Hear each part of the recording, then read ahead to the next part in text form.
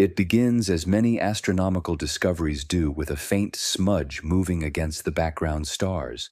July 1st, 2025, the Atlas telescope in Chile, part of the Asteroid Terrestrial Impact Last Alert System, captures an image during its routine survey of the night sky. The telescope's job is to find objects that might pose a threat to Earth asteroids and comets on trajectories that could intersect our planet's orbit. It photographs the same patches of sky multiple times each night, comparing images to detect anything that moves. And on this particular night, something moved. At first, there was nothing unusual about the detection. Telescopes find moving objects constantly.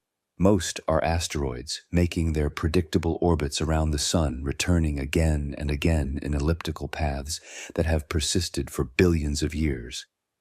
Some are comets, icy visitors from the distant reaches of our solar system, their orbits occasionally perturbed by gravitational interactions with planets. But within hours, as other observatories around the world added their measurements, as orbit calculators refined their predictions, with each new data point, astronomers realized this object was different. The trajectory was wrong. Wildly wrong. When you plot an orbit using positional measurements from multiple observations, the mathematics reveals the shape of that orbit. Bound objects. Things that will return eventually follow ellipses. The more eccentric the ellipse, the more elongated it is, but it still closes on itself. The eccentricity, the mathematical parameter that describes orbital shape, ranges from 0 for a perfect circle to values approaching 1 for increasingly elongated ellipses. But this object's eccentricity came back around 6.1, possibly as high as 6.2. Anything above 1 is a hyperbola, an open curve that never closes, never comes back. This is the signature of something that came from outside and is just passing through, following a one-time trajectory that will carry it back out into the darkness between stars. This was an interstellar object, the third one ever confirmed. The velocity calculations were equally striking. Relative to the Sun's rest frame, 3I Atlas was moving at approximately 60 kilometers per second. To put that in perspective, Earth orbits the Sun at about 30 kilometers per second. This visitor was moving twice that fast, and that speed wasn't just from the Sun's gravitational influence. Much of it was the object's original velocity from interstellar space, the speed it carried with it from wherever it came from out there in the galactic thick disk. When 3I Atlas eventually leaves our solar system after slingshotting around the Sun and picking up a small gravitational boost, it will still be traveling at roughly that same 60 kilometers per second into the void. The Sun's gravity barely curves its path. It's a transient visitor here for a moment in cosmic time, then gone forever. The European Space Agency coordinated observations across multiple facilities. The Virtual Telescope project in Italy contributed data. Ground-based observatories from Chile to Hawaii to the Canary Islands tracked the object as it moved inward toward the Sun. They calculated that perihelion, the point of closest approach, would occur in late October 2025 at a distance of approximately 1.35 astronomical units. 1 astronomical unit is Earth's average distance from the Sun, about 150 million kilometers.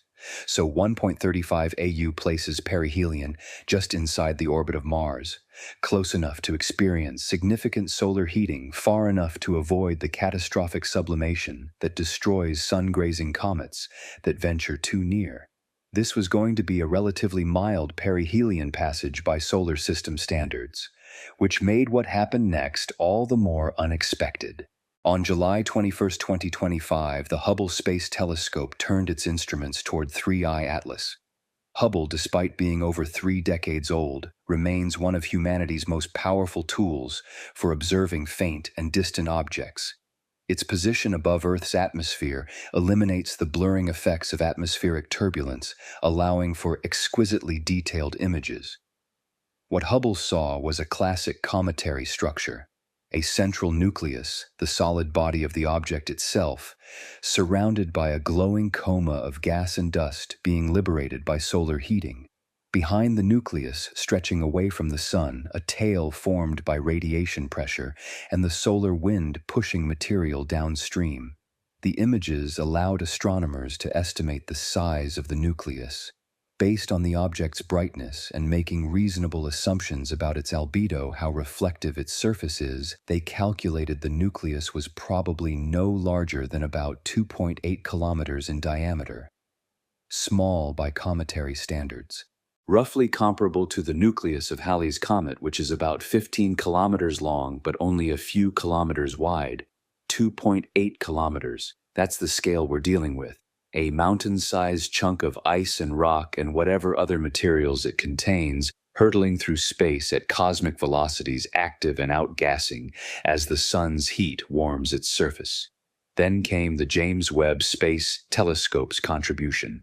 JWST, the most powerful infrared space telescope ever built, can do spectroscopy that reveals the chemical composition of astronomical objects. When light from an object passes through JWST's instruments, the telescope splits that light into its component wavelengths, creating a spectrum. Different molecules absorb or emit light at specific wavelengths, creating distinctive fingerprints in the spectrum that identify what's present. When JWST analyzed the coma of 3I Atlas, it found something unusual. The gas was dominated by carbon dioxide. Not water vapor, which is the primary volatile in most comets from our solar system. Not carbon monoxide, another common cometary gas. Carbon dioxide, CO2. This was unexpected. In typical solar system comets, water ice is the most abundant volatile. As the comet approaches the sun and warms water, sublimates, transitions directly from ice to gas, creating most of the visible coma. Carbon monoxide and carbon dioxide are present, but usually in smaller amounts. But 3I Atlas was different. Its coma was CO2-rich, suggesting that either the object formed in a region of its birth system that was relatively warm, where water couldn't condense, but carbon dioxide could, or that it had lost most of its more volatile components during billions of years of exposure to cosmic rays and occasional stellar encounters. Either way, it was compositionally distinct from the typical comets we see in our own Oort cloud or Kuiper belt. This was our first clear chemical evidence that 3I Atlas truly came from somewhere else, somewhere with different formation conditions, different elemental abundances, different thermal history. It was alien.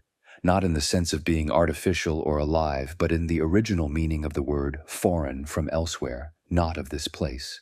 By early October 30s, Atlas was approaching its crucial test. It was moving into the inner solar system, approaching Mars' orbit on its way toward perihelion. The observations were about to get very interesting and very difficult, because the object was about to disappear behind our sun. October 3rd, 2025. 3I Atlas made a close approach to Mars, passing within a few million kilometers of the red planet. This was a stroke of extraordinary observational luck. Multiple spacecraft orbiting Mars, including the European Space Agency's ExoMars Trace Gas Orbiter, NASA's Mars Reconnaissance Orbiter, and others, were positioned to observe the object as it flew past.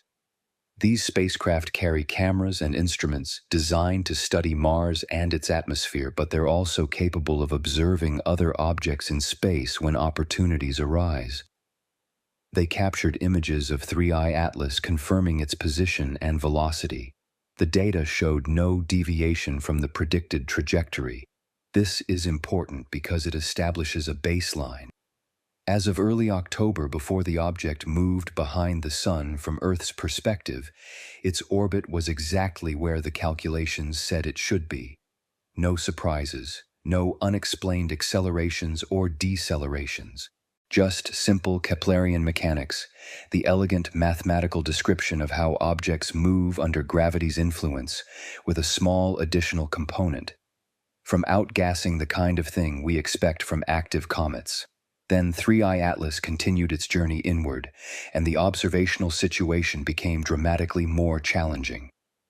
As the object moved closer to perihelion, its position in Earth's sky moved closer and closer to the Sun. This is called superior conjunction, when an object passes on the far side of the Sun as seen from Earth.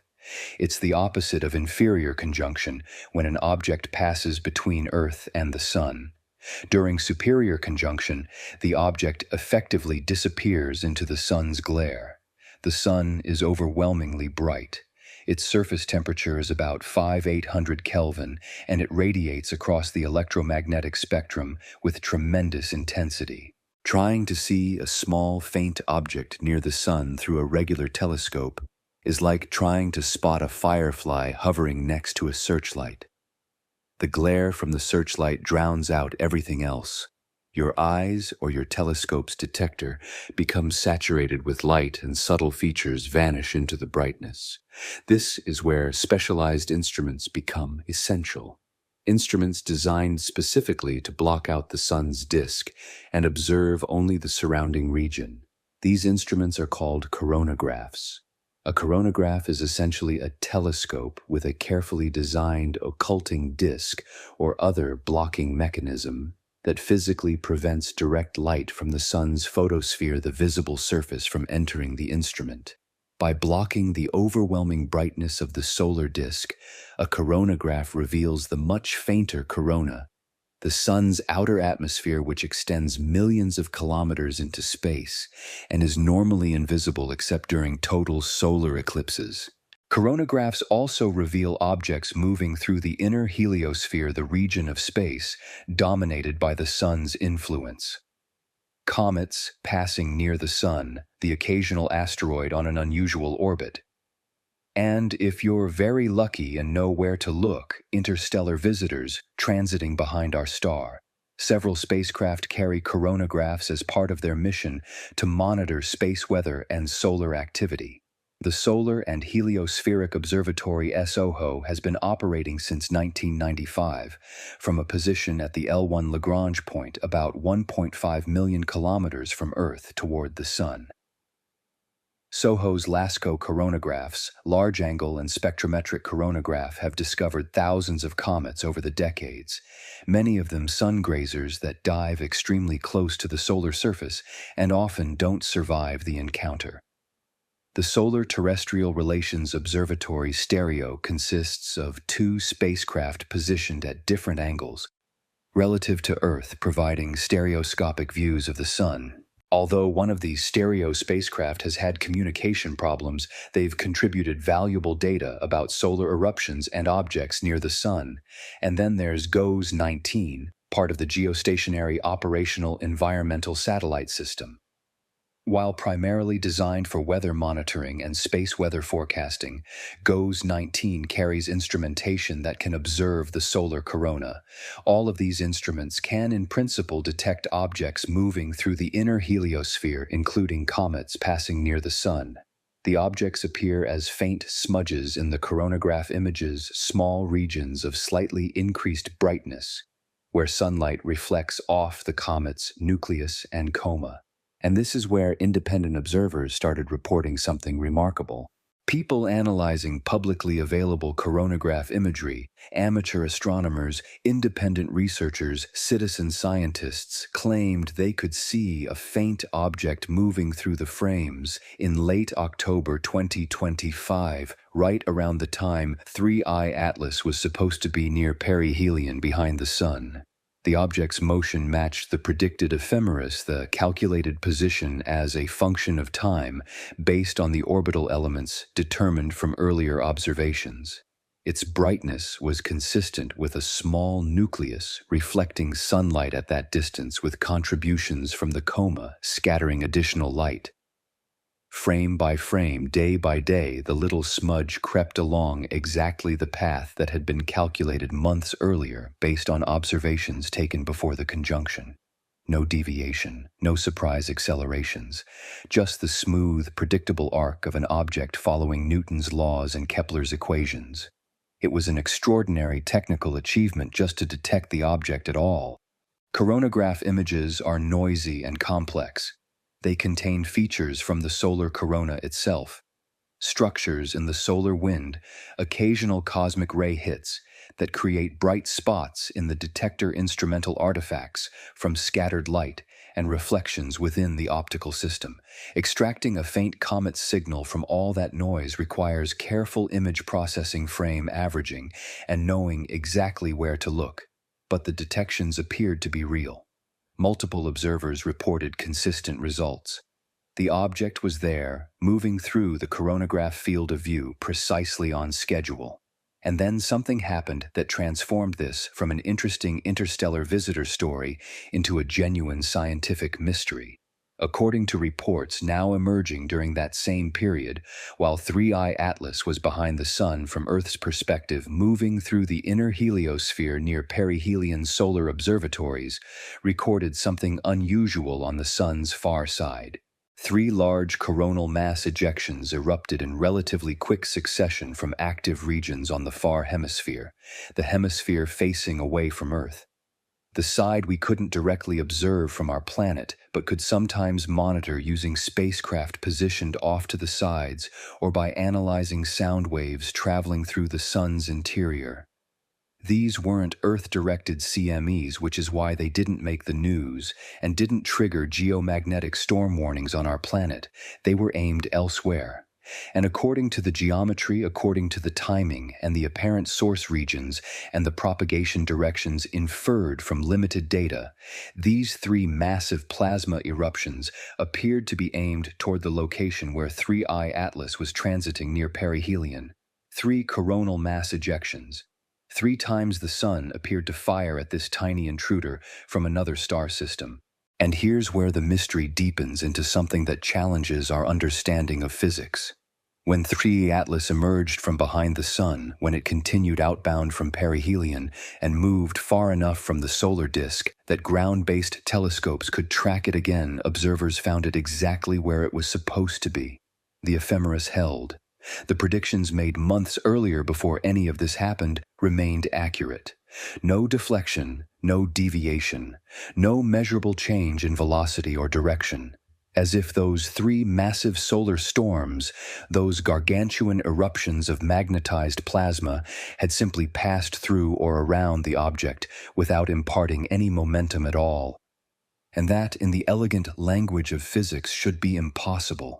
Before we can understand why the apparent lack of deflection is so puzzling, we need to understand what a coronal mass ejection actually is, because the term gets thrown around frequently in space weather reports and astronomy news, but most people don't truly grasp the sheer scale and violence of these events. A coronal mass ejection is not a solar flare, though the two often occur together and people sometimes confuse them. A solar flare is a sudden brightening, an intense burst of electromagnetic radiation across the spectrum from radio waves to X-rays caused by magnetic reconnection in the Sun's atmosphere. When twisted, stressed magnetic field lines in the corona suddenly snap and reconnect in a more stable configuration, the stored magnetic energy converts into other forms: kinetic energy of accelerated particles, heat, and electromagnetic radiation that races outward at the speed of light. A solar flare reaches Earth in about 8 minutes, the time it takes light to cross the 150 million kilometers between Sun and Earth. If it's powerful enough and aimed at Earth, the sudden burst of X-rays can ionize our upper atmosphere, disrupting radio communications and creating what we call radio blackouts. But a CME is different. A CME is a physical eruption. Imagine a portion of the Sun's corona, that vast, tenuous outer atmosphere extending millions of kilometers above the visible surface, being violently expelled into space. Billions upon billions of tons of ionized hydrogen and helium, along with traces of heavier elements, blasting outward from the Sun at velocities that can range from a few hundred kilometers per second for relatively weak events to over 3,000 kilometers per second for the most extreme eruptions. That's not a typo. 3,000 kilometers per second, about 1% of the speed of light. The material forms an expanding cloud, sometimes visualized in coronagraph images as a bright halo or loop structure racing away from the sun. This isn't just hot gas floating through space, it's magnetized plasma, ionized particles, with frozen-in magnetic field lines threading through the structure, creating complex electromagnetic relationships between every particle and every other particle across vast distances. When a CME hits Earth's magnetosphere, those magnetic fields interact with our planet's own magnetic field. The collision creates geomagnetic storms. Charged particles are funneled down Earth's magnetic field lines toward the poles, where they collide with atmospheric molecules and create auroras, the northern and southern lights. In extreme cases, the induced currents in Earth's magnetic field can damage satellites, disrupt GPS signals, and even induce currents in power grids that can damage transformers. The most famous such event was the Carrington event of 1859, when a massive CME hit Earth and created auroras visible as far south as the Caribbean. Telegraph systems sparked and caught fire. If a storm of that magnitude happened today, it could cause billions of dollars in damage to our technological infrastructure. But Earth has protection. We have a global magnetic field, a magnetosphere, that deflects most of the solar wind and absorbs much of the impact when CMEs arrive. We have a thick atmosphere that shields the surface from radiation. We're well defended against the sun's fury. A comet has no such defenses. A comet is just a solid nucleus maybe a few kilometers across, surrounded by a diffuse coma of gas and dust being liberated by solar heating. The coma can extend for tens or even hundreds of thousands of kilometers, but it's mostly empty space. The gas density is lower than the best laboratory vacuums we can create on Earth. There's no global magnetic field, no atmospheric shield, no protection at all. When a CME encounters a comet, several things happen. First comes the shock wave. The leading edge of the CME racing through space faster than the local sound speed in the plasma creates a compression wave. Like a supersonic aircraft creating a sonic boom, the CME creates a shock front in the ambient solar wind. When that shock reaches the comet, it compresses the coma, brightens the plasma tail, and can potentially strip away outer layers of gas and dust. Then comes the bulk of the CME itself, billions of tons of plasma plowing through the comet's immediate environment. The momentum carried by this material is staggering. If even a fraction of that momentum transfers to the solid nucleus of the comet, you would expect some change in velocity. Let's put some rough numbers to this to make it concrete. A typical large CME might contain about 10^16 grams of material. That's 10 million billion grams, or 10 trillion kilograms. If it's traveling at, say, 1,000 kilometers per second, that's 1 million meters per second. The momentum is mass times velocity, so we're talking about 10^16 kilograms meters per second. That's an almost incomprehensibly large amount of momentum. Now consider 3I Atlas. Based on Hubble's size estimate of a nucleus roughly 2.8 kilometers in diameter, and assuming typical cometary density of about 0.5 grams per cubic centimeter, similar to Comet 67P, Churyumov-Gerasimenko, which the Rosetta spacecraft visited, we can estimate the mass. The volume of a sphere is 4/3 PIR cubed, with a radius of 1.4 kilometers. That's a volume of about 11.5 cubic kilometers, or 1.15 times 10 power 13 cubic centimeters. Multiply by the density, and you get a mass of roughly 5.8 times 10 power 15 grams, or about 5.8 trillion kilograms. Now suppose the CME hits the object head-on, directly opposing its motion. If even just 1% of the CME's momentum transfers to the nucleus, which seems conservative, given that some of the plasma must physically impact and interact with the coma and nucleus, that's a momentum change of about 10^14 kilogram meters per second. Divide by the comet's mass, and you get a velocity change of roughly 17 meters per second. 17 meters per second doesn't sound like much. It's only about 40 miles per hour, hardly dramatic. But over days and weeks, that small velocity change compounds. The comet's position shifts increasingly far from where it would have been without the impact. After a week, the position difference might be several thousand kilometers. After 2 weeks, tens of thousands of kilometers. Observers tracking the object would see it arrive at checkpoints along its trajectory, early or late shifted from the predicted position. Astrometric measurements with modern telescopes can detect positional shifts of that magnitude fairly easily. Even coronagraph observations, which aren't optimized for precise positional measurements, should be able to detect deviations of many thousands of kilometers over the timescales involved. And if 3 CMEs hit each, potentially transferring momentum, the effect should be even more pronounced. So the prediction is clear. If 3 large coronal mass ejections intersected 3I Atlas's trajectory during its perihelion passage, we should see evidence of deflection. The orbit should change.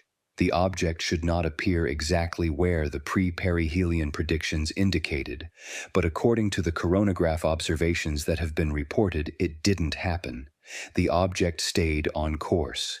This is where the mystery begins, because either our observations are wrong, our calculations are wrong, or our understanding of how momentum transfer works in these situations is incomplete.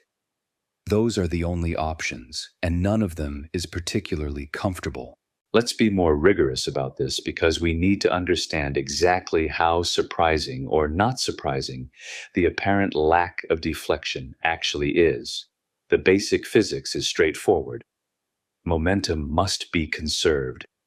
When one object strikes another, momentum transfers from the first object to the second. In a perfectly elastic collision, kinetic energy is also conserved. In a perfectly inelastic collision, the objects stick together. Real collisions are usually somewhere in between. But for our purposes, we don't need to worry about those details. We just need to know that when billions of tons of plasma moving at high speed encounter a small object, some momentum should transfer. The question is, how much?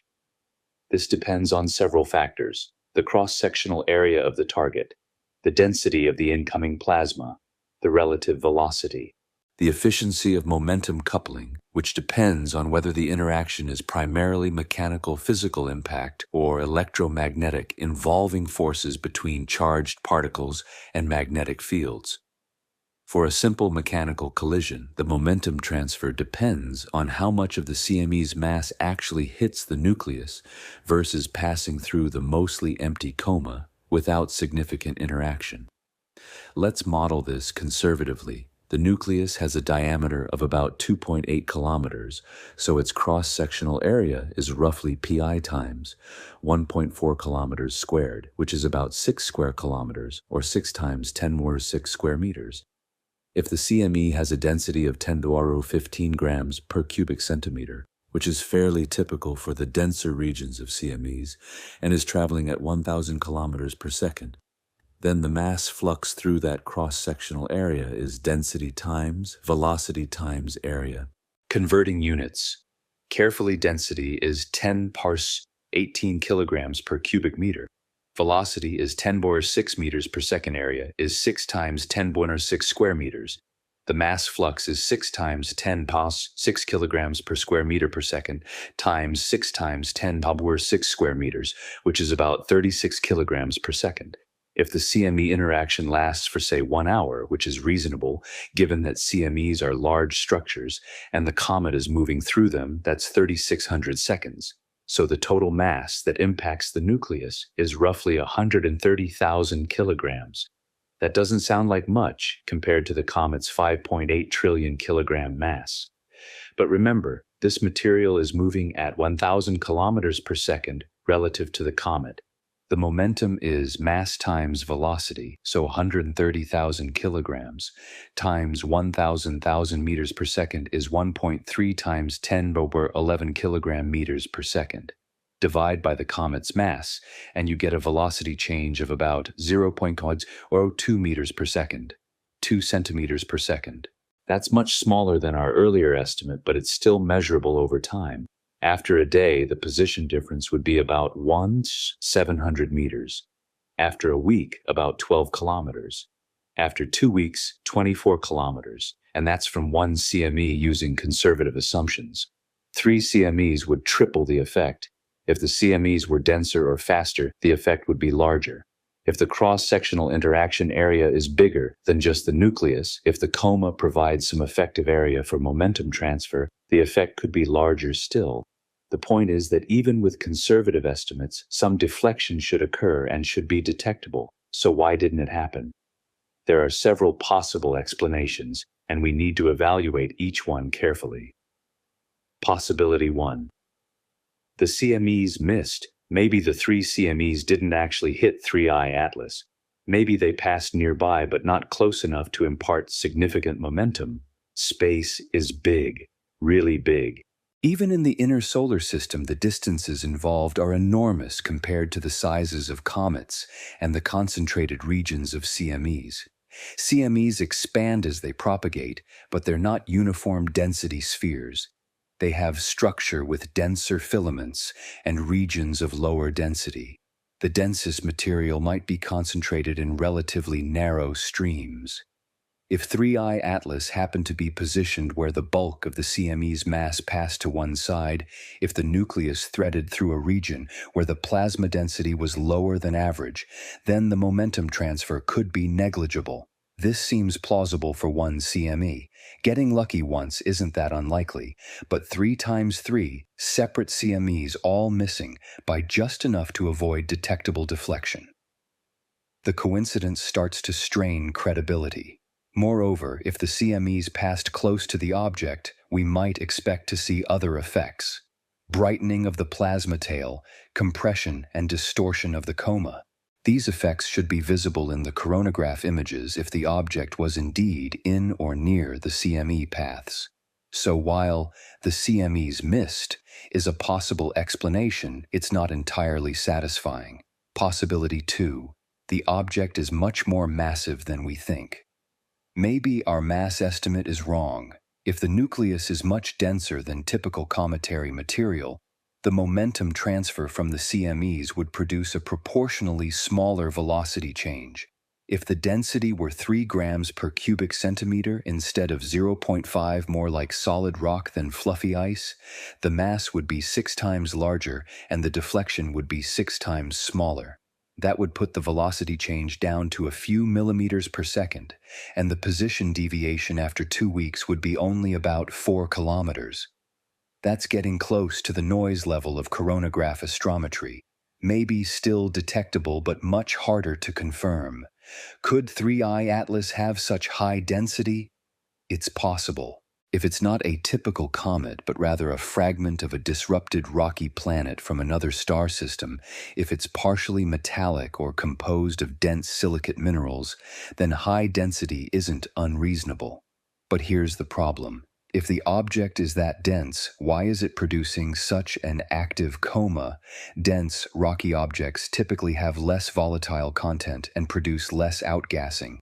Yet Hubble images clearly show a coma and tail, and JWST detected strong CO2 emission. One way to reconcile this is if the object has a layered structure, a dense core perhaps rocky or metallic, surrounded by a mantle of ice and volatile rich material. The outer layers produce the observed outgassing, while the dense core provides the mass that resists deflection. This is speculative, but it's not physically impossible. We've never sampled an interstellar object directly, so we don't know what range of internal structures might exist. Possibility 3. Multiple impacts. Cancelled out. Maybe the 3 CMEs hit from slightly different directions, and their momentum vectors partially cancelled. If the first CME pushed the object in one direction, the second in a somewhat different direction, and the third in yet another direction, the net effect might be smaller than the sum of the individual deflections. This seems unlikely given that all 3 CMEs allegedly originated from similar regions on the Sun's far side.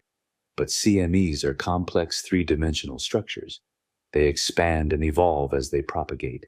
The exact arrival direction at the comet's location could vary, depending on how the CME interacted with the ambient solar wind and its own internal dynamics. It's a possibility worth mentioning, but it requires very specific geometries to work out. Possibility 4, something else is going on. And this brings us to the more exotic explanations. The hypotheses that sound like science fiction but might have some basis in physics we don't yet fully understand. What if the momentum transfer didn't work the way we calculated because the interaction between the CME and the comet was more complex than simple mechanical impact? What if electromagnetic effects played a role we haven't accounted for? What if the coma has properties that shield the nucleus or redistribute forces in unexpected ways? This is where we transition from solid, established physics into more speculative territory.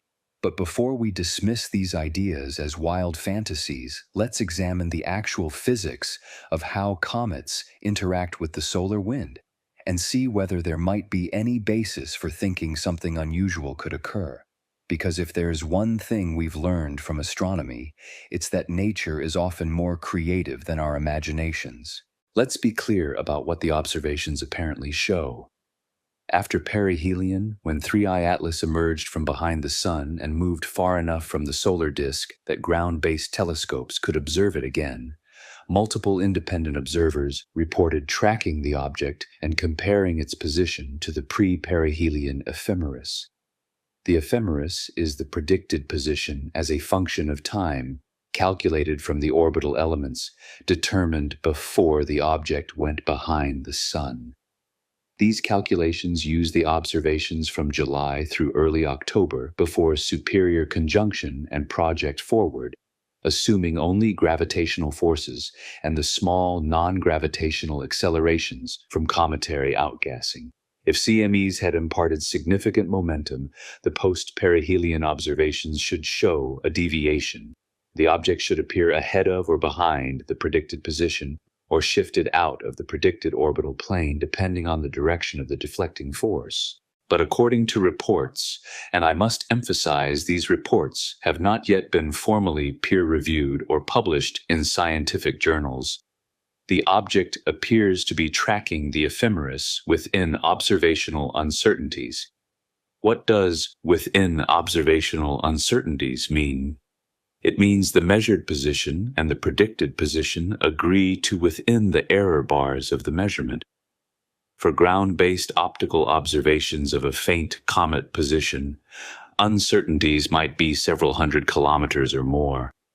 For coronagraph observations which aren't optimized for precise astrometry, uncertainties could be even larger, so we need to be careful. No deviation doesn't necessarily mean zero deviation to infinite precision. It means no deviation larger than we can reliably detect given the noise and limitations of the observations. If the actual deflection were, say, 10 kilometers in position after 2 weeks, but the observational uncertainty is plus or minus 20 kilometers, we wouldn't be able to confirm the deflection. It would be lost in the noise. This is why follow-up observations are so critical. As more time passes as the object moves farther along its trajectory, any deflection would compound. The position deviation grows linearly with time for a constant velocity change. After a month, after 2 months, the deviation becomes larger and potentially more clearly detectable. But here's what makes the situation so intriguing.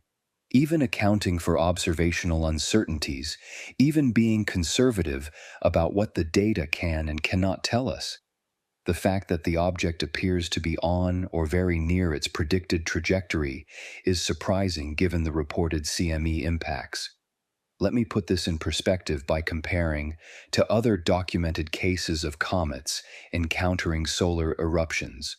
Spacecraft studying comets have occasionally observed them being hit by CMEs.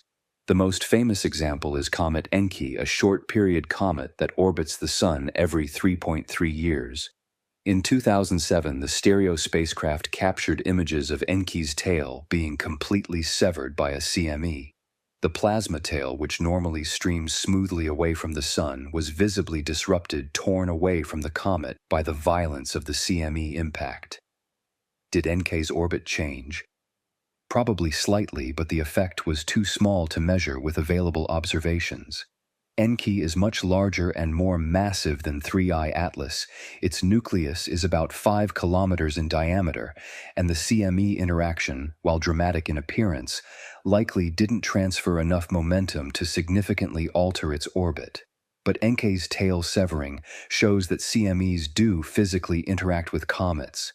They're not just passing through like ghosts. There are real forces involved, real energy transfer, real physical consequences. So why isn't 3I Atlas showing similar effects? One hypothesis is observational. Maybe we simply didn't see the effects because the object was behind the Sun during the critical period.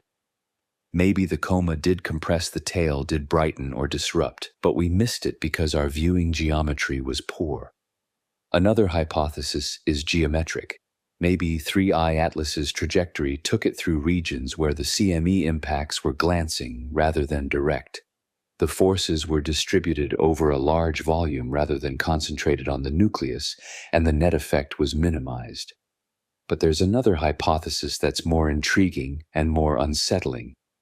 A hypothesis that suggests our understanding of how small bodies interact with magnetized plasma might be incomplete. This is the electromagnetic hypothesis. And while it's speculative, while it pushes the boundaries of established science, it's not completely outside the realm of physical possibility. Because comets aren't just chunks of ice and rock passively moving through space. They're active objects with their own plasma environments. They generate electric currents. They interact with magnetic fields. And in extreme situations, those interactions might produce effects we've never observed before. Effects that could just possibly explain why 3I Atlas didn't budge. The natural hypotheses. Can we explain this normally?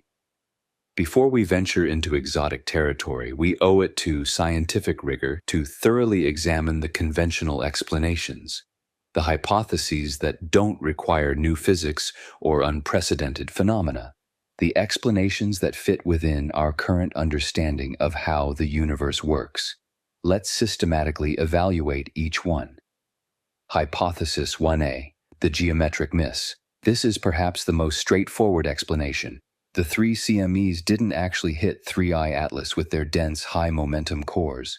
They passed nearby, perhaps intersecting the outer regions of the coma, but missing the nucleus by enough distance that momentum transfer was negligible. CMEs are not uniform density structures. They're incredibly complex with filamentary structures, regions of enhanced density called plasma sheets, and vast volumes of lower density material connecting these features. Think of a CME less like a solid projectile and more like a storm front. There are intense bands of activity, but also extensive regions where the effects are much milder. The nucleus of 3I Atlas is tiny, just 2.8 kilometers across. Even the coma, while large, compared to the nucleus, is still a small target on the scale of the inner solar system. The dense core of a CME might be concentrated in a region that's relatively narrow, tens of thousands of kilometers across, perhaps, but not filling all of space. If the three CMEs all happen to pass to one side of the object, or above or below its position, they could still be aimed in the general direction without directly impacting the nucleus or even the inner coma where most of the mass is concentrated. This hypothesis has several attractive features. It requires no new physics. It's entirely plausible given what we know about CME structure and the probabilistic nature of whether a given CME will hit a specific small target. And it explains the observations without invoking unusual properties for 3I Atlas itself, but it also has a weakness. Getting lucky once having one CME miss is quite plausible, but 3 times. 3 separate CMEs all passing close enough to create the appearance of targeting, but far enough to avoid significant momentum transfer. The coincidence is not impossible, but it does strain credibility somewhat. We'd need to know more about the actual CME trajectories and densities to evaluate this properly. Hypothesis 1b, the mass miscalculation. This hypothesis suggests our estimate of 3I Atlas's mass is significantly wrong. The object is much denser and therefore much more massive than we calculated, making it proportionally more resistant to deflection. We estimated the mass based on the size from Hubble observations and an assumed density typical of comets, about 0.5 grams per cubic centimeter. But what if that assumption is wrong? If the actual density is 3 grams per cubic centimeter, similar to solid rocky material, the mass would be 6 times larger. The same momentum transfer would produce a velocity change 6 times smaller, possibly small enough to be undetectable given observational uncertainties. If the density is even higher, if the object contains substantial metallic content, for example, the effect would be even more pronounced. But how can we have such a dense object that still behaves like a comet producing an active coma and tail? One possibility is a layered structure. Imagine a dense core, rocky or even partially metallic, surrounded by a mantle of ice and volatile rich material. The outer layers provide the volatiles that sublimate and create the coma when heated by the sun. The inner core provides the bulk of the mass. This isn't purely speculation. We know from meteorites that some small bodies in our solar system have layered structures. Differentiated asteroids that were once molten and separated into metal cores and rocky mantles definitely exist. Could 3I Atlas be a fragment of such a differentiated body from another star system? The CO2-rich composition might support this idea. Carbon dioxide can be trapped in minerals as carbonates. If 3I Atlas has a rocky core containing carbonate minerals like calcium carbonate or magnesium carbonate, heating during perihelion could decompose these carbonates, releasing CO2. The relative lack of water could indicate the object is primarily rocky rather than icy. This hypothesis is scientifically respectable. It invokes only known materials and structures. The only speculation is whether such an object could have formed and been ejected from another planetary system. And given that we now know exoplanets are incredibly diverse with hot Jupiters and super-Earths, and planets in orbital configurations unlike anything in our solar system, it's entirely plausible that the small bodies produced by these exotic systems might also be diverse in ways we haven't imagined. Hypothesis 1c, measurement and timing. Uncertainties. This is the most conservative explanation of all. Perhaps there's nothing mysterious happening. Perhaps the CMEs did impart momentum, creating a small deflection, but our observations simply aren't precise enough to detect it yet. Coronagraph observations. While remarkable for allowing us to see near the sun at all, are not optimized for precise position measurements. The images are dominated by the bright corona. Extracting a faint comet's position requires careful background subtraction and modeling. Position uncertainties can easily be thousands of kilometers. Ground-based post-perihelion observations are better for astrometry, but the object is faint and getting fainter as it moves away from the sun and recedes from Earth. Measuring its position to high precision requires large telescopes and careful analysis.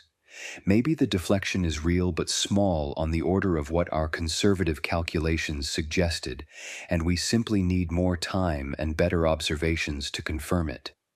This hypothesis doesn't require explaining why the deflection didn't occur. It just says we can't yet prove whether it occurred or not. The data is ambiguous. From a scientific standpoint, this is actually the most responsible position to take when data is limited and uncertain. Don't overinterpret preliminary observations. Wait for better data. Be patient. But it's also admittedly the least exciting explanation. It suggests there's no mystery at all, just inadequate observations. And while that might be true, it doesn't explain the genuine puzzle of why such apparently precise geometric alignment occurred between 3 CME eruptions and the object's trajectory in the first place. Hypothesis 1d, cumulative cancellation. What if all three CMEs did hit, but from slightly different directions, and their momentum vectors partially canceled? Picture this. The first CME strikes from somewhat ahead, and to the left of the object's motion, pushing it back and to the right. The second strikes from behind and to the right, pushing forward and to the left. The third strikes more directly but with less momentum. The net result of all three impacts might be a much smaller deflection than any single impact would have produced alone. For this to work, you'd need very specific geometries. The CMEs would need to originate from different source regions on the Sun's surface, propagate along different trajectories, and arrive at the comet's location from different directions at different times. Is this plausible? Barely. CMEs do have three-dimensional structure, and they interact with the background solar wind in complex ways that can modify their propagation direction. Two CMEs from the same source region launched at different times might indeed arrive at a distant target from slightly different angles, but achieving near-perfect cancellation through three separate random impacts seems like asking for a very specific coincidence. It's possible in principle, but it requires fine-tuning that makes it less appealing as an explanation. So where does this leave us? We have several plausible conventional explanations. The CMEs missed the nucleus, concentrating their momentum in plasma that passed around rather than through the object. This is plausible but requires coincidence repeated 3 times. The object is much denser and more massive than we estimated, making it resistant to deflection. This is scientifically reasonable and only requires that interstellar objects have more diverse properties than we might naively assume. The deflection is real but too small to detect with current observations, and we need more time and better data. This is the most conservative and responsible interpretation given the uncertainties. The momentum vectors from multiple impacts canceled. This is possible but requires very specific coincidental geometries. Any one of these could be correct. Probably one of them is correct. Most scientific mysteries turn out to have mundane explanations once we understand them better, but there's a nagging feeling, at least for some researchers, that maybe we're missing something. That maybe the combination of unusual composition, precise geometric coincidence, and apparent lack of deflection is pointing toward a phenomenon we haven't fully considered. A phenomenon involving the electromagnetic interactions between a plasma-rich comet and magnetized solar eruptions. This is speculation.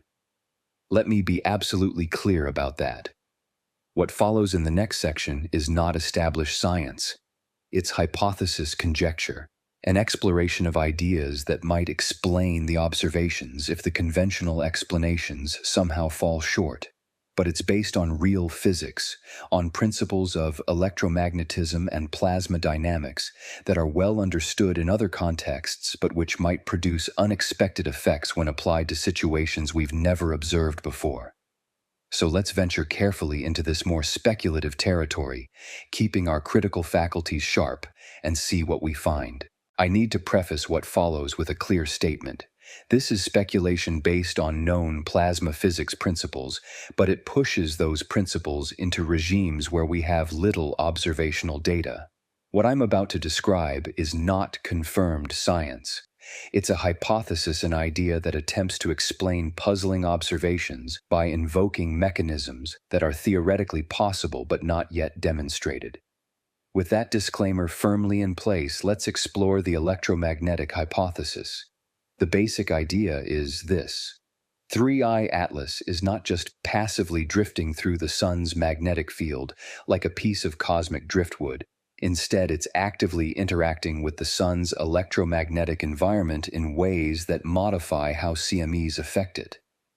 This interaction could potentially explain both why the object appears electromagnetically significant enough to correlate with CME eruptions, and why those eruptions don't seem to deflect it in the expected manner.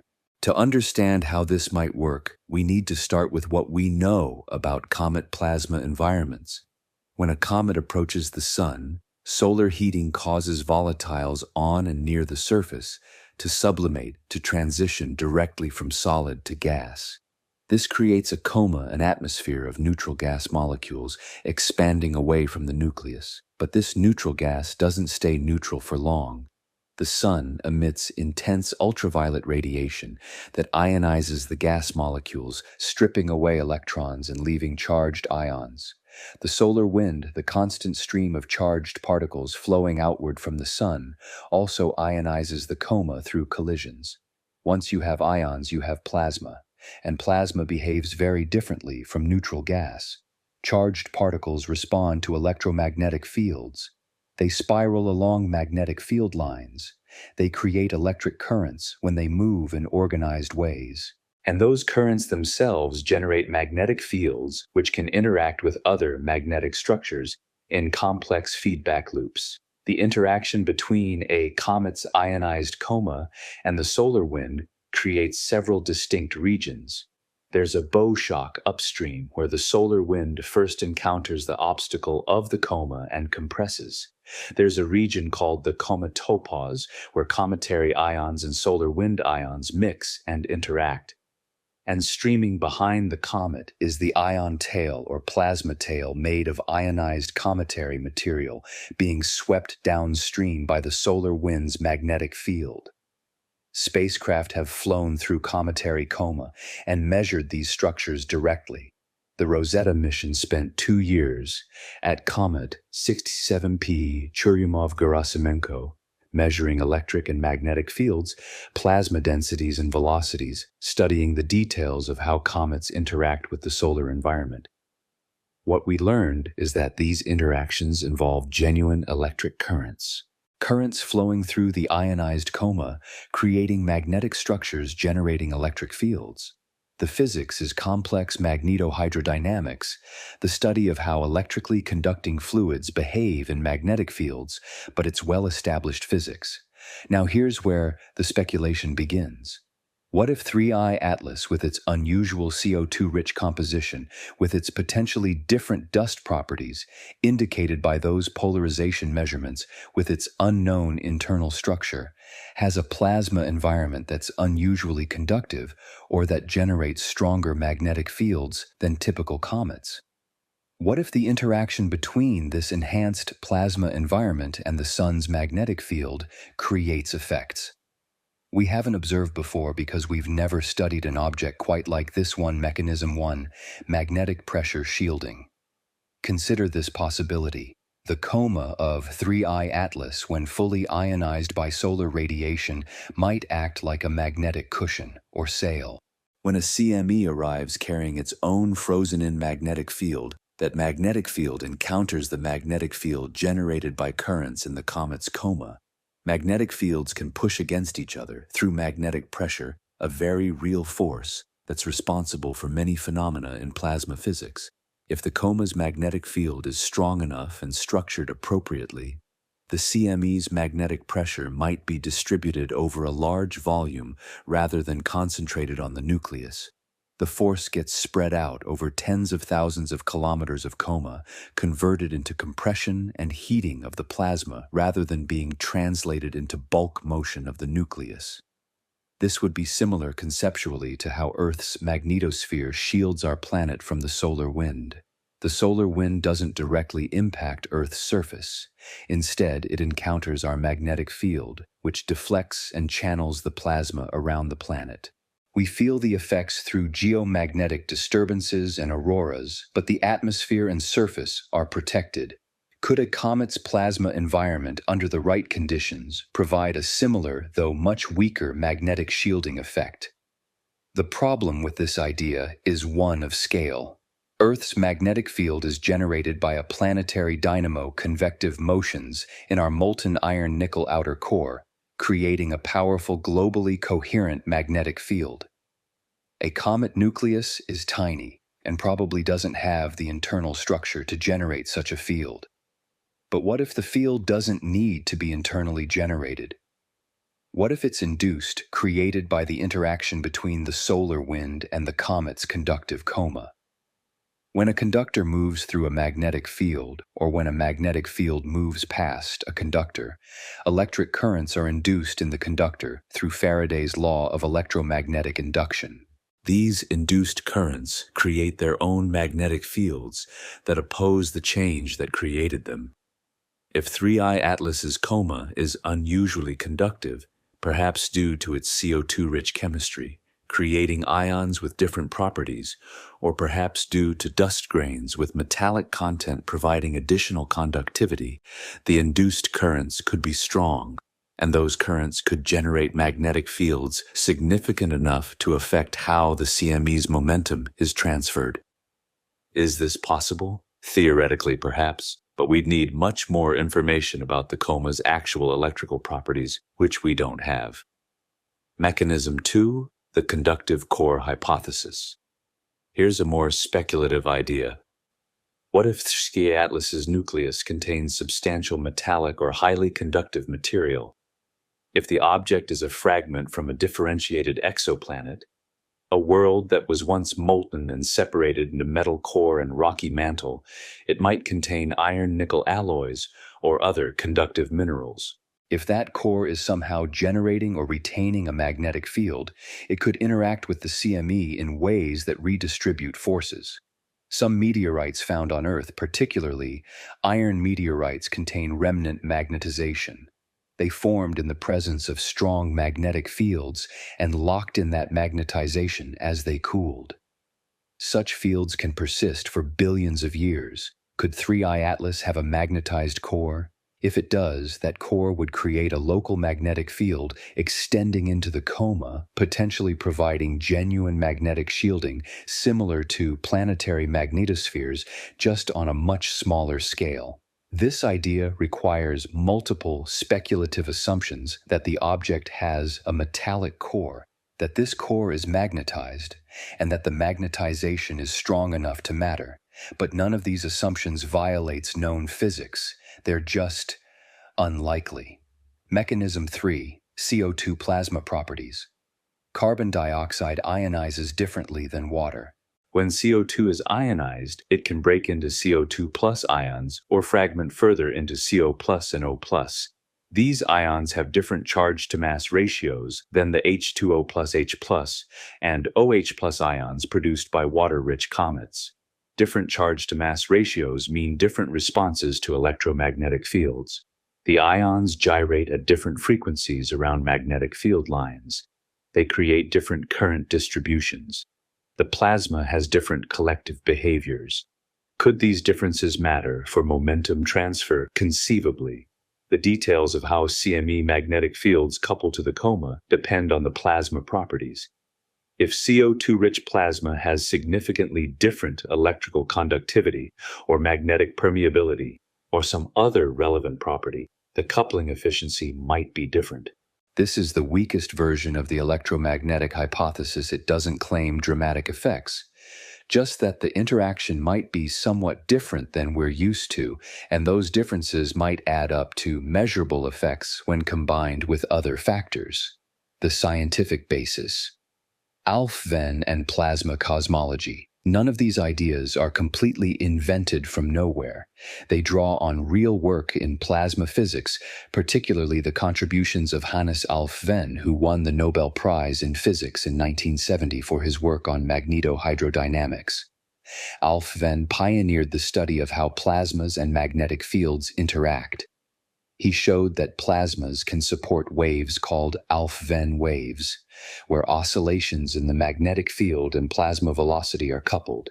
He demonstrated that electric currents in space plasmas can create large-scale structures and drive energetic phenomena. Alf-Venn also argued that electromagnetic forces play a larger role in astrophysical systems than mainstream astronomy typically acknowledges. He suggested that many phenomena conventionally attributed to gravity and gas dynamics alone might actually involve significant electromagnetic contributions. Now, it's important to note that many of Alf-Venn's more ambitious claims about cosmology, his proposals for alternative models of galactic structure and universal evolution, did not gain wide acceptance, and his work has sometimes been misappropriated by proponents of fringe theories like the electric universe hypothesis, which takes Alfvén's insights to extremes that most physicists find untenable. But the core insight that plasmas exhibit non-local electromagnetically dominated behaviors in certain regimes is solid established physics. And if we're willing to entertain the possibility that an interstellar object with unknown composition and unknown plasma properties might interact electromagnetically with the sun's eruptions in ways we haven't observed before, we're simply applying Alfvén's plasma physics to a novel situation. Critical assessment. Why this probably isn't true. Let me be clear about the problems with this hypothesis. First, energy scales. The sun is vastly more powerful than any small body in its vicinity.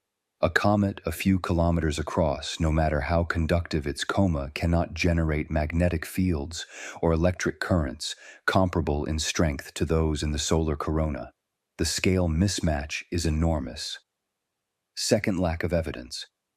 We have no direct measurements of 3I Atlas's magnetic field or electrical properties. We're speculating based on limited compositional data and unusual observational patterns. Third, Occam's razor. If conventional explanations, the object is denser than we thought, the CMEs miss, the deflection is too small to detect, yet can account for the observations, we shouldn't invoke exotic new mechanisms without compelling reasons. The electromagnetic hypothesis is intriguing. It's based on real physics, and if it turned out to be true, it would teach us something genuinely new about how interstellar objects interact with stellar environments. But it's more likely that the conventional explanations will prove correct once we have better data. Still, the exercise of thinking through this hypothesis is valuable. It identifies what observations would be needed to test these ideas. It highlights gaps in our understanding of plasma physics in extreme regimes, and it reminds us that the universe sometimes surprises us by doing things we thought were impossible or negligible. The feedback loop. Did the object cause its own assault? Now we venture into even more speculative territory that makes the electromagnetic shielding hypothesis look conservative by comparison. Let me state this as clearly as possible. What I'm about to describe is highly speculative, not accepted by mainstream solar physics, and probably wrong, but it's worth exploring because the geometric coincidence of 3 CMEs apparently targeting an interstellar visitor is by itself surprising enough to warrant asking whether there might be any connection. The hypothesis is this: what if 3I Atlas somehow triggered the very CMEs that were launched toward it? Not by providing the energy, the sun has vastly more energy than any small body could supply, but by acting as a catalyst or trigger for the release of energy already stored in the sun's coronal magnetic field. To understand how this might even be conceivable, we need to understand what triggers CMEs in the first place. The sun's corona is threaded with magnetic field lines that are anchored to the photosphere below. These field lines can store enormous amounts of energy when they become twisted, sheared, or compressed by motions in the convection zone, the churning layer of plasma beneath the photosphere where heat from the interior is transported upward through convective currents. Active regions which appear as sunspots on the photosphere are locations where strong magnetic fields emerge from below. The field lines in these regions can become tangled and stressed, storing energy like a compressed spring. Sometimes that energy releases suddenly through a process called magnetic reconnection. Oppositely directed magnetic field lines come into contact, annihilate each other, and convert magnetic energy into kinetic energy and heat. This powers solar flares and often launches CME's explosive eruptions that carry plasma and magnetic flux away from the sun. What triggers reconnection? Sometimes it's spontaneous. The stressed magnetic configuration becomes unstable and collapses on its own. But sometimes reconnection can be triggered by external perturbations. A small change in the local plasma pressure, A wave propagating through the corona, a current flowing through a region where the field is already stressed. Any of these might provide the nudge that tips a metastable magnetic structure into instability. Now here's the wild speculation. Could an object like 3I Atlas with its plasma coma and potential electromagnetic interactions create a perturbation in the coronal magnetic field that could trigger reconnection in stressed active regions? The mechanism might work something like this. 3I Atlas moves through the inner heliosphere. Its ionized coma interacts with the ambient magnetic field. This interaction creates localized disturbances, small compressions in the field. Current flows connecting the coma to nearby field lines, perhaps even Alf-Venn waves, propagating along the field lines toward the sun. If these disturbances happen to intersect with an active region that's already loaded with stored magnetic energy, already on the verge of erupting, the perturbation might be enough to trigger the release. The CME launches, and because the trigger came from the direction of the object, the eruption is aimed back toward that direction. It's like pushing over a boulder balanced on the edge of a cliff. You don't need to supply all the energy of the boulder's fall. You just need to provide a tiny push that overcomes static friction and allows gravity to do the rest. Let's count the problems with this idea.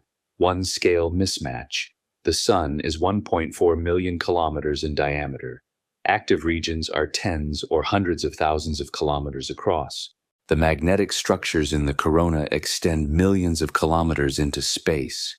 3I Atlas is 2.8 kilometers across, with a coma maybe tens of thousands of kilometers in extent.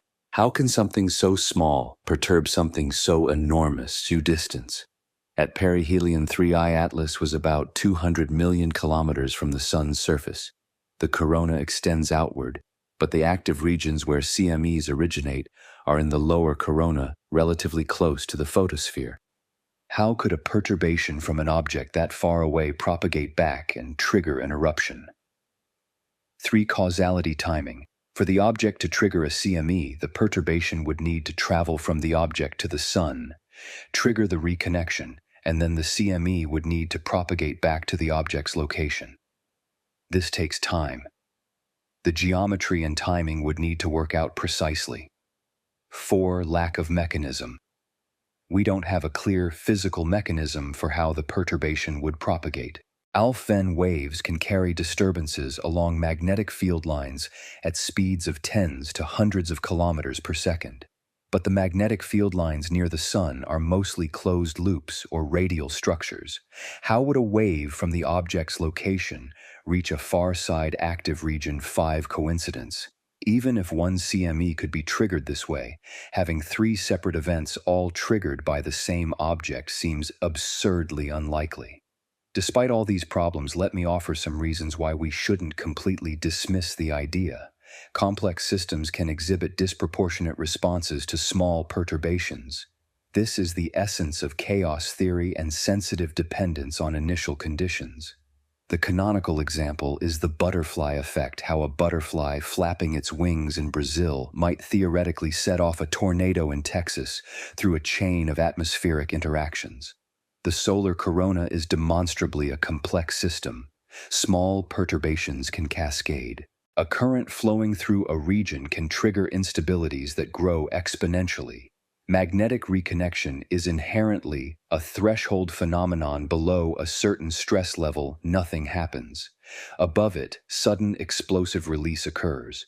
So while the object is small, if it happened to interact with the magnetic field in just the right place and time when active regions were already on the verge of erupting, it's not completely impossible that it could provide the trigger.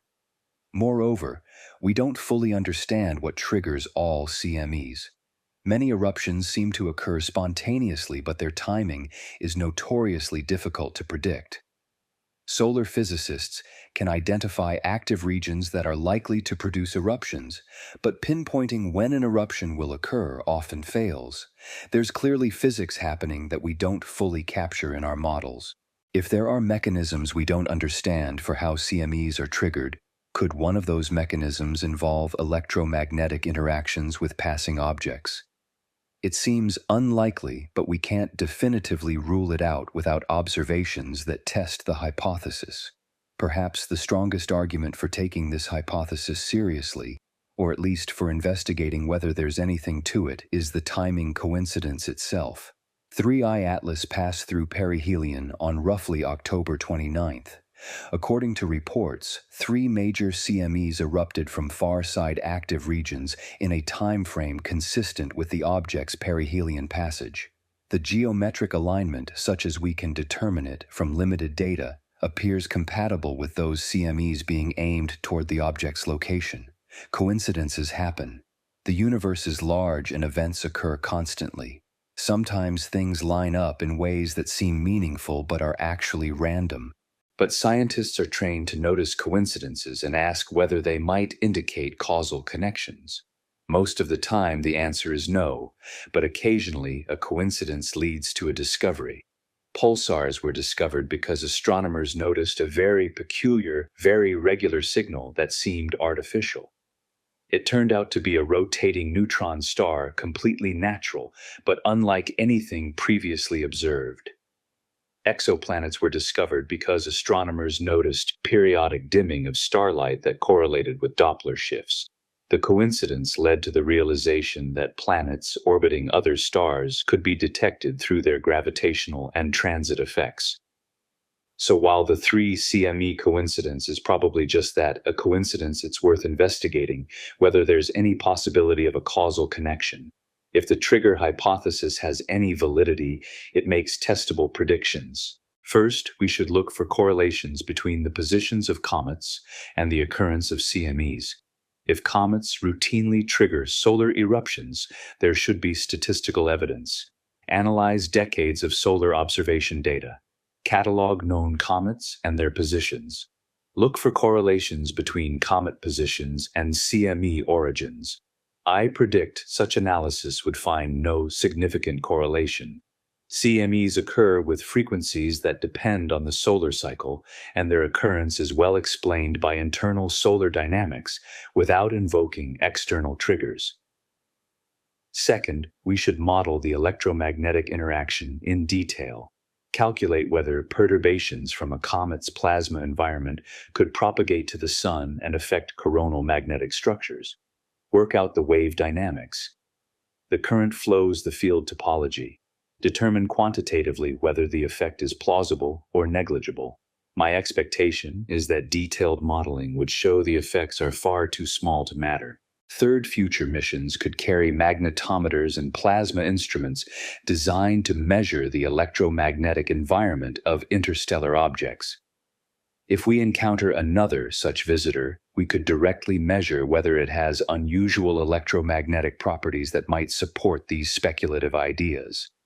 Until we have such data, the trigger hypothesis remains in the category of interesting ideas that are almost certainly wrong, but just barely worth mentioning, because the alternative, accepting that 3 separate CMEs coincidentally aimed at an interstellar visitor during its perihelion passage, itself requires accepting a surprising coincidence. Science advances by investigating anomalies. Most anomalies turn out to have mundane explanations. But the only way to find the rare ones that matter is to take all of them seriously enough to test them rigorously. Let's step back from the questions of CME impacts and electromagnetic interactions and ask a more fundamental question. What is 3I Atlas? We've been calling it a comet, and in many ways it behaves like one. It has a coma, it has a tail, it outgasses as it approaches the Sun. But is comet the right classification? Our taxonomy of small bodies, asteroids, comets, Kuiper belt objects, centaurs, and various subcategories is built on decades of observing objects in our solar system. Objects that formed in the same protoplanetary disk, around the same star from the same primordial chemical composition shaped by similar processes. But interstellar objects don't have to follow those rules. They could come from systems with different elemental abundances. They could have experienced formation conditions unlike anything in our solar system. They might represent object classes that simply don't exist here or exist but are so rare we've never studied them. Let's explore some possibilities. Possibility 1. A planetary fragment. What if 3I Atlas is not a pristine object from a protoplanetary disk, but rather a fragment of a disrupted planet? Imagine a rocky world, perhaps Earth-sized or larger, orbiting another star billions of years ago. Something catastrophic happens. Maybe the parent star goes supernova. Maybe there's a collision with another planet during a phase of late heavy bombardment. Maybe gravitational perturbations from a passing rogue planet tear the world apart. The planet shatters. Most fragments fall back or settle into chaotic orbits, eventually accreting into new bodies or spiraling into the star. But some fragments, especially those near the planet's surface that receive the greatest velocity kicks from the disruption, escape the system entirely. A fragment from a planetary core or mantle would have very different properties than a typical comet. It would be denser, composed of rock and possibly metal rather than ice. But if that fragment also incorporated volatiles from the original planet's atmosphere or subsurface reservoirs, it could still produce outgassing when heated. The CO2-rich composition fits this scenario. Carbon dioxide can be trapped in minerals as carbonates. Many rocks on Earth contain calcium carbonate or magnesium carbonate. If 3I Atlas has a rocky composition with carbonate minerals, solar heating during perihelion could decompose those carbonates through thermal reactions releasing CO2 gas. The apparent lack of water also fits. A fragment from a planet's interior would have lost most of its water through volcanic outgassing or impact heating long before the planet was destroyed. And here's the key point: a rocky planetary fragment would be much denser than a typical comet, potentially explaining high resistance to deflection from CME impacts. Is there any evidence for this? The unusual polarization properties reported in the early observations might indicate something about dust grain composition or structure that's different from typical cometary dust. If the dust contains mineral grains from igneous processes rather than just primitive ice and organics, that would support the planetary fragment hypothesis. Possibility 2, an ancient relic. What if 3I Atlas is extraordinarily old? Not just billions of years, but formed in the very early galaxy when the chemical composition of interstellar space was different than it is today. In the early universe, the first stars, population 3 stars, contained only hydrogen and helium because no heavier elements had been synthesized yet. When those stars exploded as supernovae, they scattered the first heavy elements into space. Second-generation stars, population 2 stars, formed from material that had been enriched with these heavy elements but their metallicity. The fraction of elements heavier than helium was still much lower than modern stars like our Sun. Objects forming in planetary systems around population 2 stars would have elemental ratios very different from what we're used to. Less iron, less carbon, less oxygen relative to hydrogen and helium. Different volatile inventories. Could 3I Atlas be a survivor from that ancient era? An object that formed 10 or even 12 billion years ago and has been wandering the galaxy ever since it's possible. Space is cold. An object in interstellar space is exposed to cosmic rays that gradually alter surface chemistry, but interiors can remain pristine for immense timescales. If 3I Atlas is ancient, its chemistry might preserve information about conditions in the early galaxy.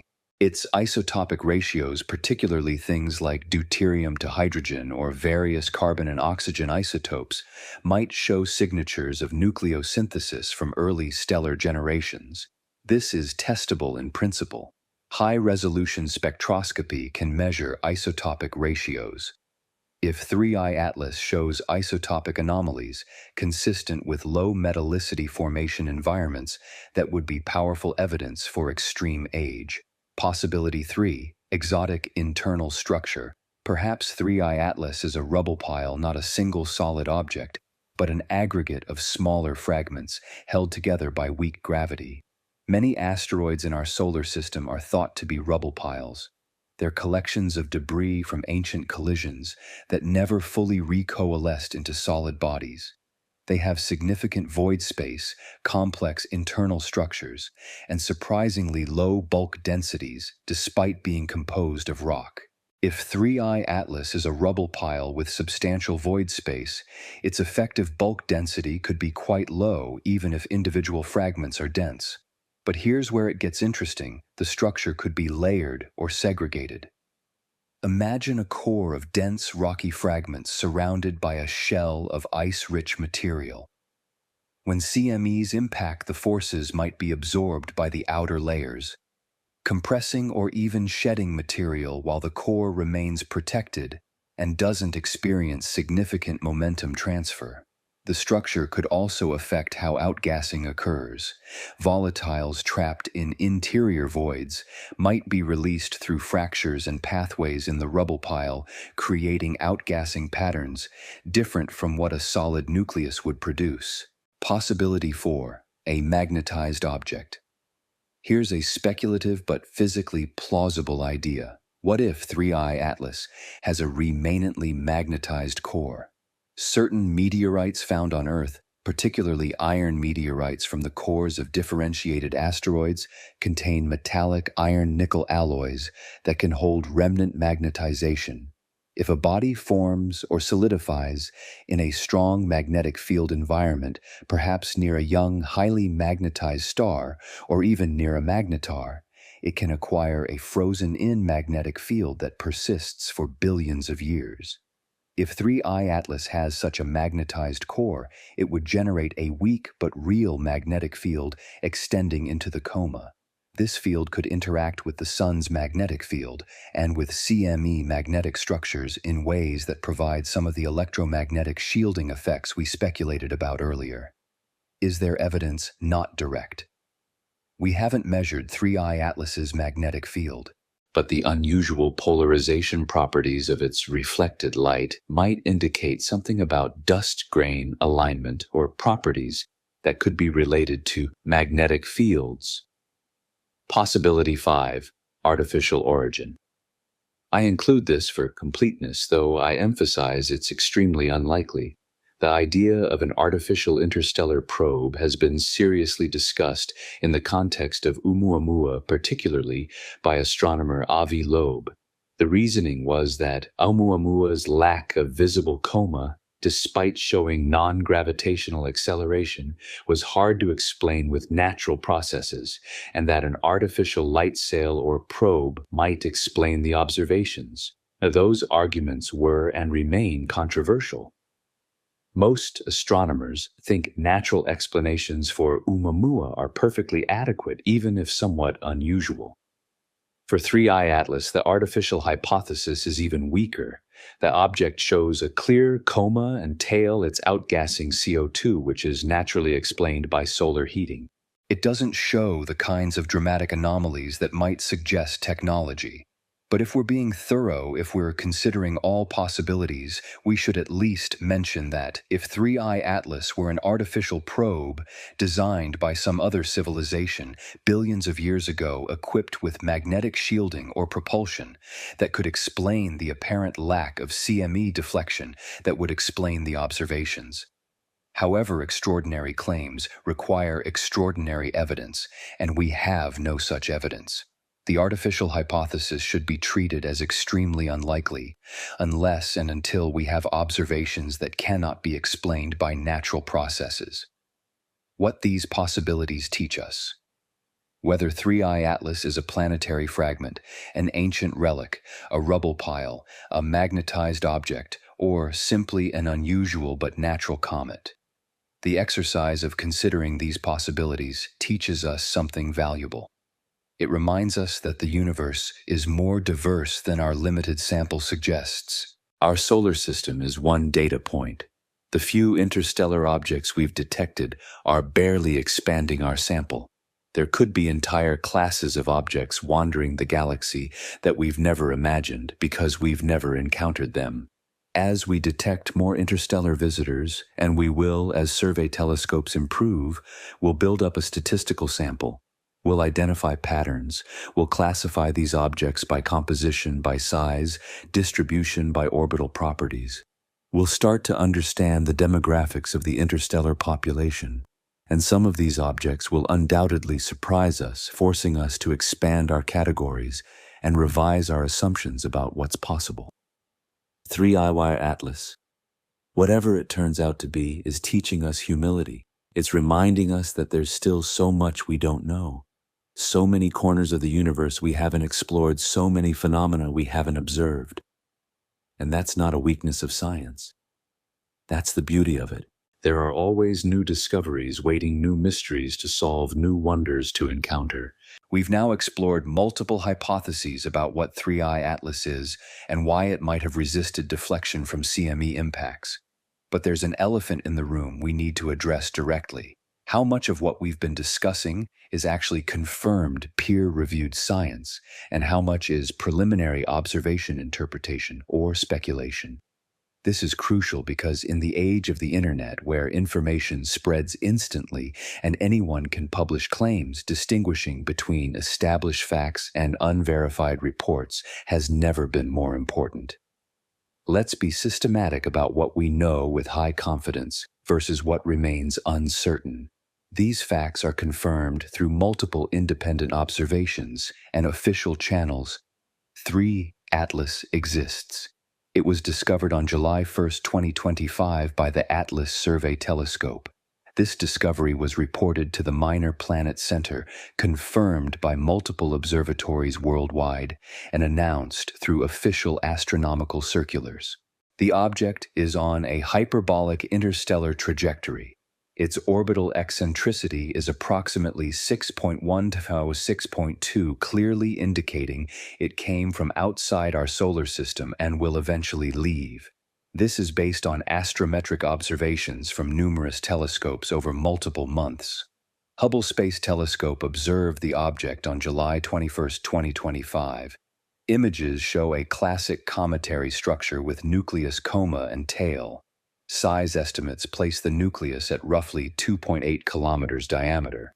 James Webb Space Telescope spectroscopy revealed CO2-rich composition. This is unusual compared to typical solar system comets, but is documented in official NASA releases and preliminary scientific reports. The object passed close to Mars on October 3rd and was observed by Mars-orbiting spacecraft, confirming its predicted position at that time. 3i Atlas passed through superior conjunction behind the Sun from Earth's perspective in late October during its perihelion passage. These facts are solid. They're the foundation we can build on. Now we get into murkier territory. The claim that the object was detected in coronagraph images during superior conjunction and appeared to follow its predicted trajectory comes from independent observers analyzing publicly available data. To my knowledge, this has not been published in peer-reviewed journals. It may be true coronagraph detections of comets are certainly possible, but it hasn't undergone the full scientific vetting process. The claim that 3 major CMEs erupted from the Sun's far side during the relevant time frame and appeared geometrically aligned with the object's position is even less certain. This would require analysis of solar observation data, helioseismology results, and possibly observations from stereo spacecraft or other assets with off-angle views of the Sun. I have not seen peer-reviewed publications confirming these specific CME events and their targeting. The claim that post-perihelion observations show no deflection from the predicted trajectory is preliminary. Ground-based observations after superior conjunction would provide better astrometric data than coronagraphs, but the object is faint and receding. High-precision position measurements take time and careful analysis. Final results may not be available for weeks or months. Here's how astronomical data typically flows from observation to established fact. Telescopes and spacecraft collect data continuously. Raw data goes into archives. Mission teams and authorized researchers get priority access during proprietary periods, often lasting months to years. This allows them to analyze the data carefully and prepare publications. After the proprietary period data becomes publicly available, anyone can access and analyze it. Amateur astronomers, independent researchers, and additional professional teams can examine the same data. Claims and results are written up as papers and submitted to scientific journals. The peer review process begins. Expert reviewers evaluate the methodology, check calculations, suggest improvements, or point out flaws. This can take months. If the paper passes review, it's published. Other scientists read it, attempt to replicate the results, and build on the work. Gradually, through this process, claims become established facts or are refuted. This process is slow. It's deliberately slow because slow is careful, and careful is how we avoid spreading misinformation. But it means that during the early weeks and months after an event, like 3I Atlas's perihelion passage, we're often working with preliminary data, preliminary interpretations, and unverified claims. Several categories of data could dramatically improve our understanding, but may not be available high-cadence coronagraph observations from multiple spacecraft. These images exist in archives. They might contain clear detections of 3I Atlas during superior conjunction, or they might show that the object was too faint or obscured to detect reliably. But processing coronagraph data to extract faint object positions requires specialized techniques and substantial effort. In situ plasma measurements from spacecraft. If any spacecraft happened to be positioned where they could sample plasma downstream of 3I Atlas's trajectory, their instruments might have recorded signatures of the object's interaction with the solar wind. The Parker Solar Probe makes increasingly close passes to the Sun and carries comprehensive plasma instrumentation. Solar Orbiter is also in the inner heliosphere. Mars orbiters have plasma instruments. Any of these might have relevant data, but spacecraft data often has embargo periods. Mission teams get exclusive access for analysis before public release. That data might exist, but won't be available for months or years. Far-side solar observations. Helioseismology can infer active regions on the Sun's far side by analyzing how sound waves propagate through the solar interior. Stereo spacecraft, when properly positioned, can provide direct imaging of far-side regions. This data would confirm or refute the claims about far-side CMEs during late October. Detailed spectroscopic follow-up of 3I Atlas. Multiple observatories may have obtained spectra as the object moved away from perihelion. These observations could constrain composition, more precisely measure isotopic ratios if the signal is strong enough, and look for temporal variations in outgassing. Results may still be in analysis. I want to be absolutely clear about something. I'm not suggesting there's any conspiracy or cover-up. I don't think anyone is hiding evidence of anomalous phenomena or suppressing revolutionary discoveries. What I am saying is that the scientific process has natural delays built into it. Data collection, processing, analysis, peer review, and publication all take time. During that time, preliminary claims circulate in astronomy communities, on social media, in videos and articles like this one. Some of those claims will be confirmed when formal studies are published. Others will be revised or refuted. That's how science works. The problem is that the public often doesn't see this process. They see an exciting claim, interstellar object defies physics, and don't realize it's based on preliminary, unverified data. When the claim is later revised or shown to be overstated, people feel misled or conclude that science is unreliable. But science isn't being unreliable. Science is being science, tentative, self-correcting, honest about uncertainty. To resolve the 3I Atlas mystery, if there is indeed a mystery to resolve, we need several things. Continued ground-based observations of the object to precisely measure its post-perihelion trajectory and compare to predictions. Even though it's fading, large, telescopes can still track it for weeks or months. formal analysis and publication of coronagraph detections, if they exist. Include astrometric measurements with error bars so we can quantitatively assess whether deflection occurred, analysis of solar data to confirm or refute the CME claims, catalog far-side active regions, their evolution, and any eruptions during late October, model CME trajectories, and determine whether geometric alignment with 3I Atlas is real or coincidental. Any available plasma data from spacecraft. Even if it's not a direct observation of 3I Atlas data on solar wind conditions and CME structure during the relevant time frame would help constrain models. The scientific community needs time to do this work properly. Rushing to conclusions based on incomplete data serves no one, and we as interested observers and science communicators need to be clear about what's established versus what's speculative.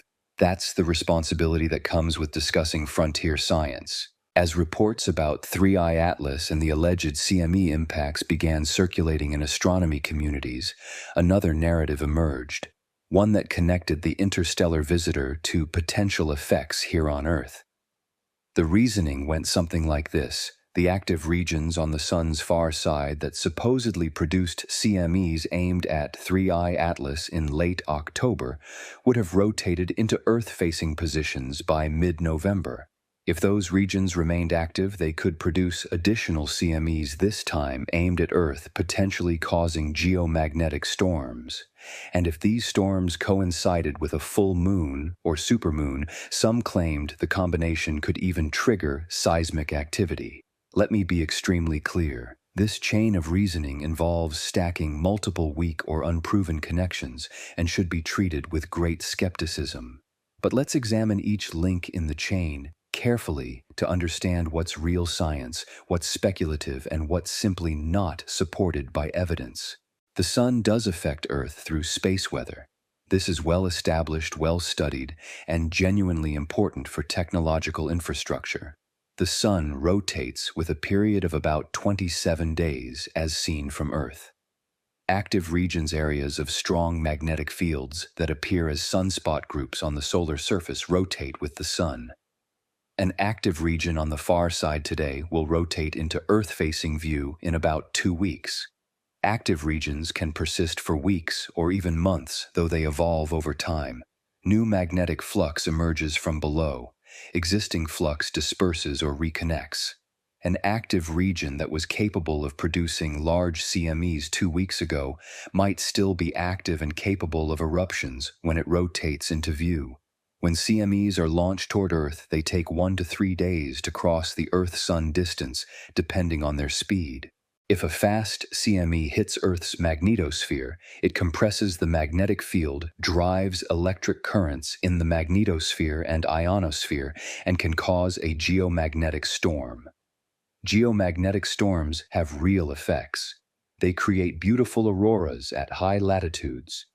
As charged particles spiral along Earth's magnetic field lines and collide with atmospheric molecules, they can disrupt satellite operations, damage solar panels and electronics through radiation, introduce errors in GPS positioning, and in extreme cases induce currents in long power lines that can damage transformers.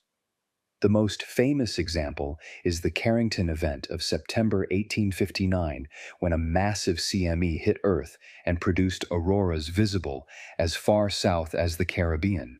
Telegraph systems, the most advanced electrical technology of the time, experienced induced currents strong enough to shock operators and start fires.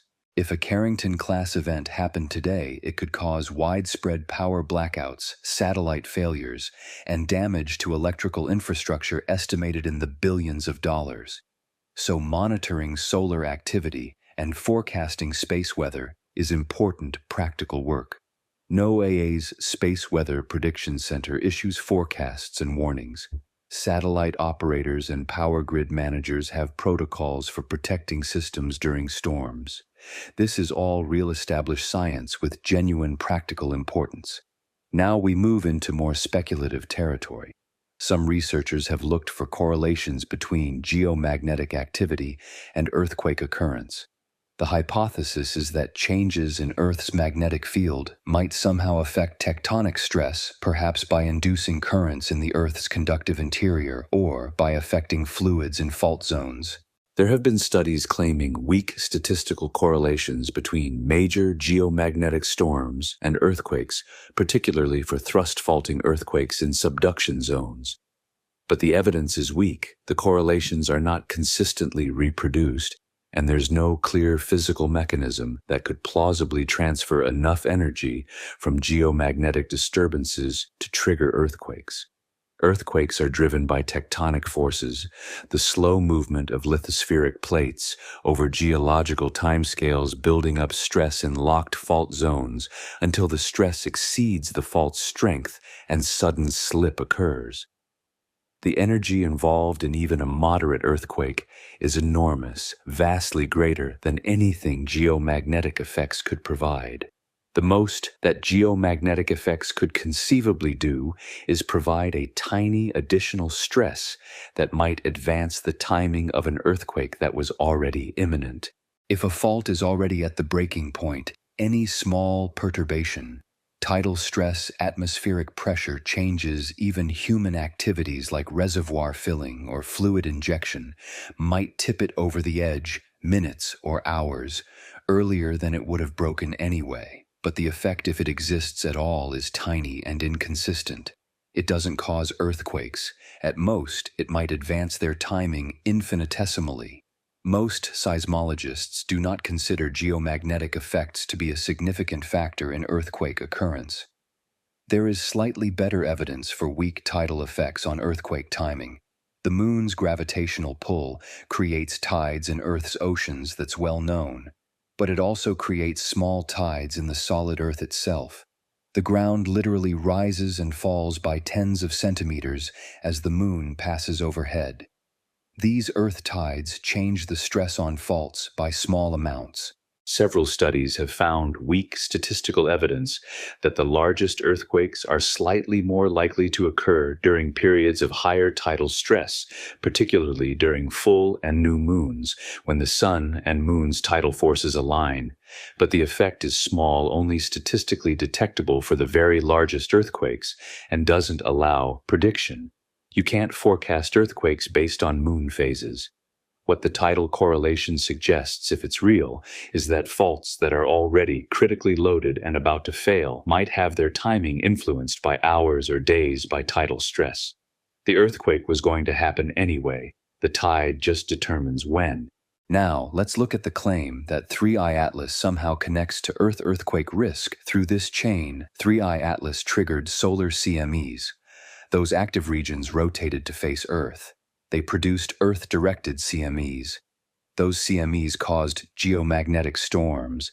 The storms coincided with a full moon. This combination triggers earthquakes. Let's count the problems. First link. We've already discussed that 3I Atlas triggering CMEs is highly speculative and probably not true. Second link. Active regions do rotate into view. This part is actually reasonable. Third link. Whether those specific active regions produced Earth-directed CMEs is a matter of observational record. This can be checked against solar observation databases. Fourth link. If CMEs hit Earth, they do cause geomagnetic storms. This is established science. Fifth link. The timing with moon phases is coincidental, unless you're specifically looking for alignments, in which case you'll find them fairly often just by chance. Sixth link. The connection from geomagnetic storms to earthquakes is unsupported by good evidence. When you stack multiple uncertain or false links together, the compound probability of the whole chain being true becomes vanishingly small. Even if an earthquake happened during a geomagnetic storm during a full moon, that wouldn't prove causation. Large earthquakes happen somewhere in the world every few weeks. Full moons happen every month. Geomagnetic storms happen frequently during solar maximum. You're guaranteed to get occasional overlaps just by chance. This is the classic problem of false pattern recognition. Humans are evolved to find patterns. It was survival critical for our ancestors to recognize the pattern of a predator in the underbrush. But this means we also see patterns in random noise. Why do these ideas gain traction despite weak evidence? They create a story, a narrative connecting cosmic events to terrestrial consequences. They make the universe feel interactive and meaningful rather than indifferent. They provide a sense of prediction and control. If you believe you can forecast earthquakes by watching the sun and moon, you feel less helpless in the face of natural disasters. They tap into ancient intuitions about celestial omens. Humans have been attributing terrestrial events to astronomical phenomena for thousands of years. The instinct runs deep, and in a world full of uncertainty and uncontrollable events, they offer explanatory power.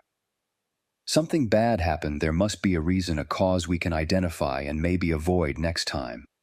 I understand the appeal, but scientific literacy requires resisting these intuitions when the evidence doesn't support them. Space weather forecasting is real and important.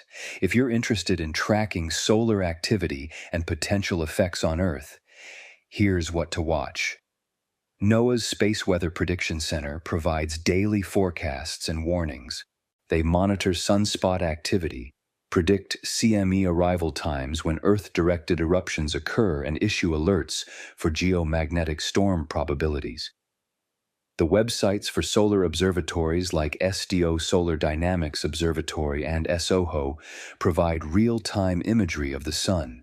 You can watch sunspot groups evolve, see CMEs launch, and follow active region development. Amateur radio operators often report disruptions during solar events, providing real-time ground truth data on ionospheric conditions. Aurora forecast sites predict when and where auroras might be visible during geomagnetic storms. These are practical evidence-based ways to follow solar activity and its real effects on Earth. What you shouldn't do is attempt to forecast earthquakes based on solar activity or moon phases. That's not supported by evidence and can lead to unnecessary fear or false confidence. And you especially shouldn't connect interstellar visitors to Earth earthquake risk through chains of speculation. That's not science, it's just creative storytelling.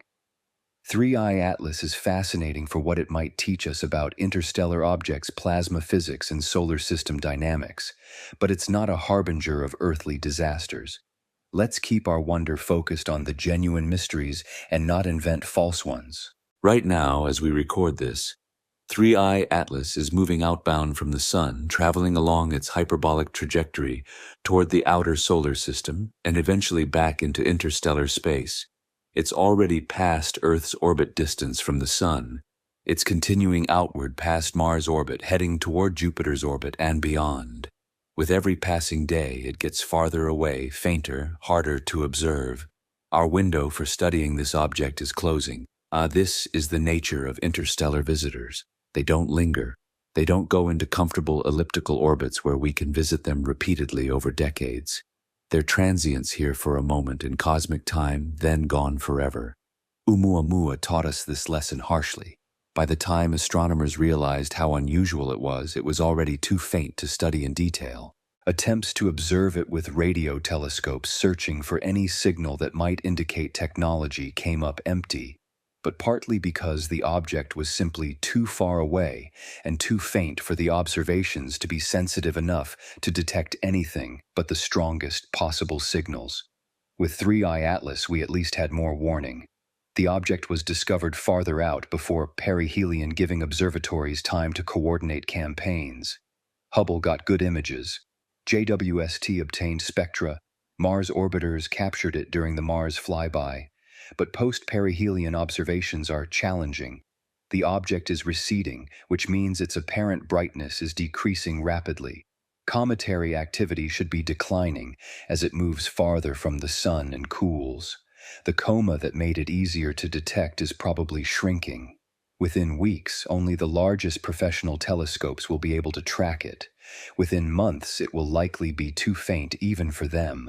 So if we want to learn more, if we want to definitively answer the questions about deflection and trajectory changes and electromagnetic interactions, we need observations now. What should be observed, and what could those observations tell us? Continued precise astrometry. Track the object's position as accurately as possible over the coming weeks and months. Compare measured positions to the ephemeris predicted from pre-perihelion observations.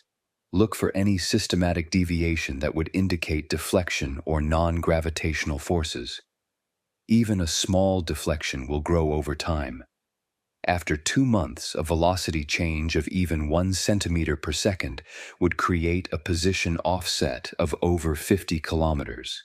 That should be detectable with good astrometry. Spectroscopic monitoring. As the object moves away from the sun and cools, different volatiles will freeze out at different temperatures. The changing spectrum can reveal information about compositional layers in the nucleus. If we see the CO2 emission decline but other molecules appear, that tells us about the distribution of volatiles. If we see changes in dust properties, that might indicate subsurface layers being exposed by perihelion heating. High-resolution imaging, Hubble, or large ground-based telescopes with adaptive optics might be able to resolve the nucleus or detect structure in the inner coma. Any sign of jets' active regions on the nucleus surface or asymmetries could provide clues about internal structure. Polarimetry. Measuring the polarization of reflected light at different phase angles can constrain dust grain properties, size distribution, composition, shape. The unusual polarization properties reported in early observations deserve follow-up. Radio observations. While comets don't typically emit strong radio signals, observations could search for any unexpected emission. Radio telescopes can also attempt radar observations, though the object is likely already too far for useful radar returns. Radar works by bouncing a radio signal off the target and measuring the return. It provides direct information about size, shape, rotation rate, and surface properties, but it requires the object to be relatively close, and the return signal strength decreases rapidly with distance. 3I Atlas is only the third confirmed interstellar object, but it won't be the last. The rate of discoveries should increase dramatically in the coming years as new survey telescopes come online. The Vera C. Rubin Observatory, formerly known as LSST Large Synoptic Survey Telescope, is beginning operations. It will survey the entire visible sky every few nights, detecting millions of moving objects. Simulations suggest Rubin Observatory could discover several interstellar visitors per year once it reaches full operational capacity. Within a decade, we might have detected dozens of these objects, enough to start understanding their population statistics. What are the typical sizes? What's the range of compositions? Do certain types cluster in particular galactic regions or velocity ranges? Are some pristine comets, while others are processed planetary fragments? These questions can only be answered with statistics. One object is a curiosity. 3 objects is the beginnings of a pattern. Dozens of objects become a population you can characterize scientifically. And with more detections comes the possibility of selecting targets for more detailed study. Maybe one of these visitors will be discovered early enough and on a trajectory favorable enough that we could mount a rapid response mission. The Holy Grail would be a sample return mission, actually intercepting an interstellar object, collecting material from its surface, and returning that material to Earth for laboratory analysis. The technical challenges are enormous. Interstellar objects are moving fast relative to the Sun, typically tens of kilometers per second. Matching that velocity requires a huge amount of propulsion energy. You need to detect the object early enough to plan and launch a mission, ideally years before it reaches perihelion, and you need a spacecraft capable of reaching it, collecting samples, and returning to Earth. No existing spacecraft could do this. It would require new technology, new mission concepts, but it's not impossible in principle. If we could bring back even a few grams of material from an interstellar visitor, the scientific payoff would be staggering. We could do isotopic analysis with precision that reveals the object's stellar origin. We could search for organic molecules and study prebiotic chemistry from another star system. We could measure mineral compositions and crystal structures that record formation conditions. We could search for amino acids for complex organics, maybe even for biosignatures if we were extraordinarily fortunate. Some objects wandering between stars might have been ejected from systems where life emerged. Maybe they carry frozen microbes, or at least organic compounds that hint at biological processes. The probability is small, but not zero. And answering the question, "Are we alone?" is worth extraordinary effort. Regardless of whether future sample return missions happen, 3I Atlas has already taught us valuable lessons. It's shown us that interstellar objects can have compositions quite different from solar system comets. The CO2-rich coma is a new data point about chemical diversity. It's raised questions about how such objects interact with stellar environments during perihelion passages. Whether or not the electromagnetic hypothesis proves correct, the very fact that it's being discussed means we're identifying gaps in our understanding. It's demonstrated that citizen scientists and amateur astronomers can contribute meaningfully to interstellar visitor studies through analysis of publicly available data. And it's reminded us that the universe still holds surprises. That frontier astronomy, studying the newest, strangest objects we can detect, remains a vibrant field where discoveries await. As 3I Atlas fades into the darkness, as it becomes too faint to observe, and begins its multi-million-year journey to wherever it's going next, it leaves behind questions. Some will be answered as more data is analyzed and published. Others might remain unsolved until we encounter similar objects in the future. But that's the nature of exploration. You don't learn everything from a single encounter. You gather what data you can, you form hypotheses, you wait for the next opportunity to test those ideas. Somewhere out there right now, another interstellar visitor is on its way. Maybe it will arrive next year. Maybe in 5 years, but it will come. And when it does, we'll be ready with better instruments, better models, and lessons learned from Oumuamua, Borisov, and Atlas. The solar system is not a closed system. It's permeable to travelers from beyond. And each traveler carries information we cannot obtain any other way about what exists in the vast spaces between stars. That's worth watching for. That's worth studying. That's worth staying curious about as the universe continues its ancient dance, indifferent to whether we're watching, but magnificent regardless. So where does this leave us?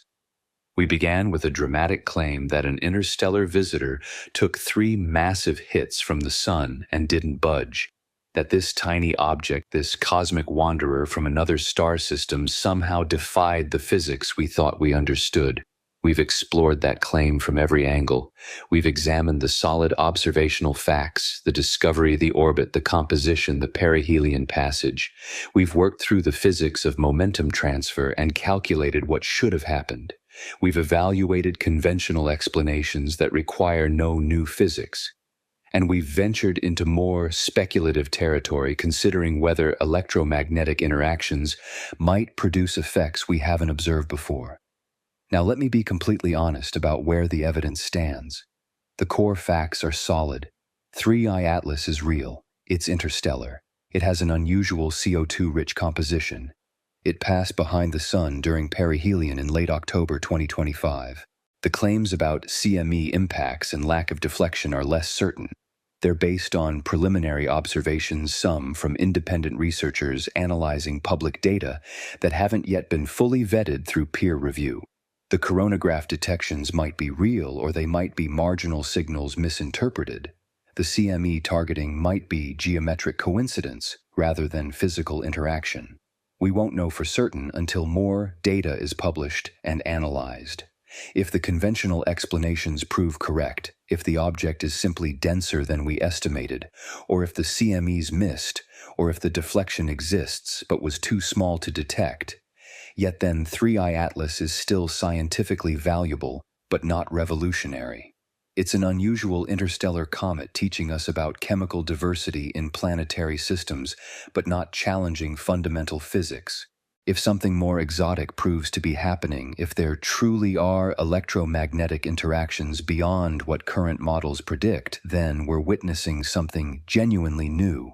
A phenomenon that could reshape how we think about how small bodies interact with stars, how plasma physics operates in regimes we've never studied, what kinds of objects might exist wandering the galaxy.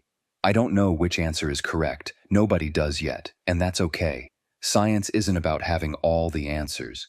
It's about asking good questions, gathering evidence, carefully testing hypotheses rigorously, and being willing to revise our understanding when observations demand it. Beyond the specific mystery of 3I Atlas, this story teaches us several valuable lessons about how science works and how we should think about frontier discoveries. First, the importance of distinguishing between different levels of certainty. Some things we know solidly, others are preliminary observations. Still others are speculative hypotheses.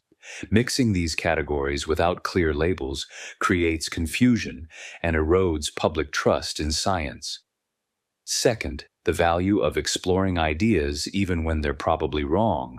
The electromagnetic hypothesis is likely incorrect, but working through it systematically helps us identify what observations would test it, what physics applies in these situations, and what gaps exist in our current understanding.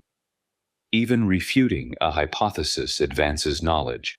Third, the recognition that the universe is under no obligation to make sense to us. Nature doesn't care whether we understand it or whether its behaviors fit neatly into our categories. Reality is what it is. Our job is to observe carefully and revise our models when necessary, not to force observations into pre-existing frameworks. Fourth, the reminder that we're still in the early stages of interstellar visitor studies. 3 confirmed objects is a tiny sample. We're like naturalists who've seen 3 animals from an undiscovered continent and are trying to understand the full ecosystem from those limited examples. We need more data, more observations, more encounters before we can draw confident conclusions about this population. And fifth, the importance of staying curious while exercising skepticism. Curiosity without skepticism leads to believing every wild claim. Skepticism without curiosity leads to dismissing genuine anomalies without investigation. The balance between these attitudes, open-minded but demanding evidence, is what allows science to progress.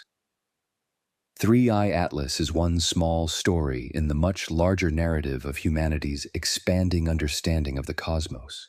We live in an extraordinary time for astronomy. We're discovering thousands of exoplanets, revealing the incredible diversity of planetary systems. We're detecting gravitational waves from colliding black holes billions of light years away. We're imaging the shadows of supermassive black holes. We're finding complex organic molecules in interstellar space. We're beginning to detect the chemical signatures of atmospheres around rocky exoplanets. Each of these discoveries expands, our perspective reveals new questions, and reminds us how much we still don't know. Interstellar visitors are part of this revolution. They're physical samples from other star systems carrying information about stellar evolution, planetary formation, and galactic chemistry. They're laboratories for studying physics in extreme conditions. They're messengers from the cosmic wilderness beyond our solar system's shores. And occasionally, just occasionally, they do things that surprise us, that challenge our expectations, that force us to look more carefully and think more deeply about how the universe works. Whether 3I Atlas is truly anomalous or just unusual within normal bounds, it's serving this purpose. It's making us think.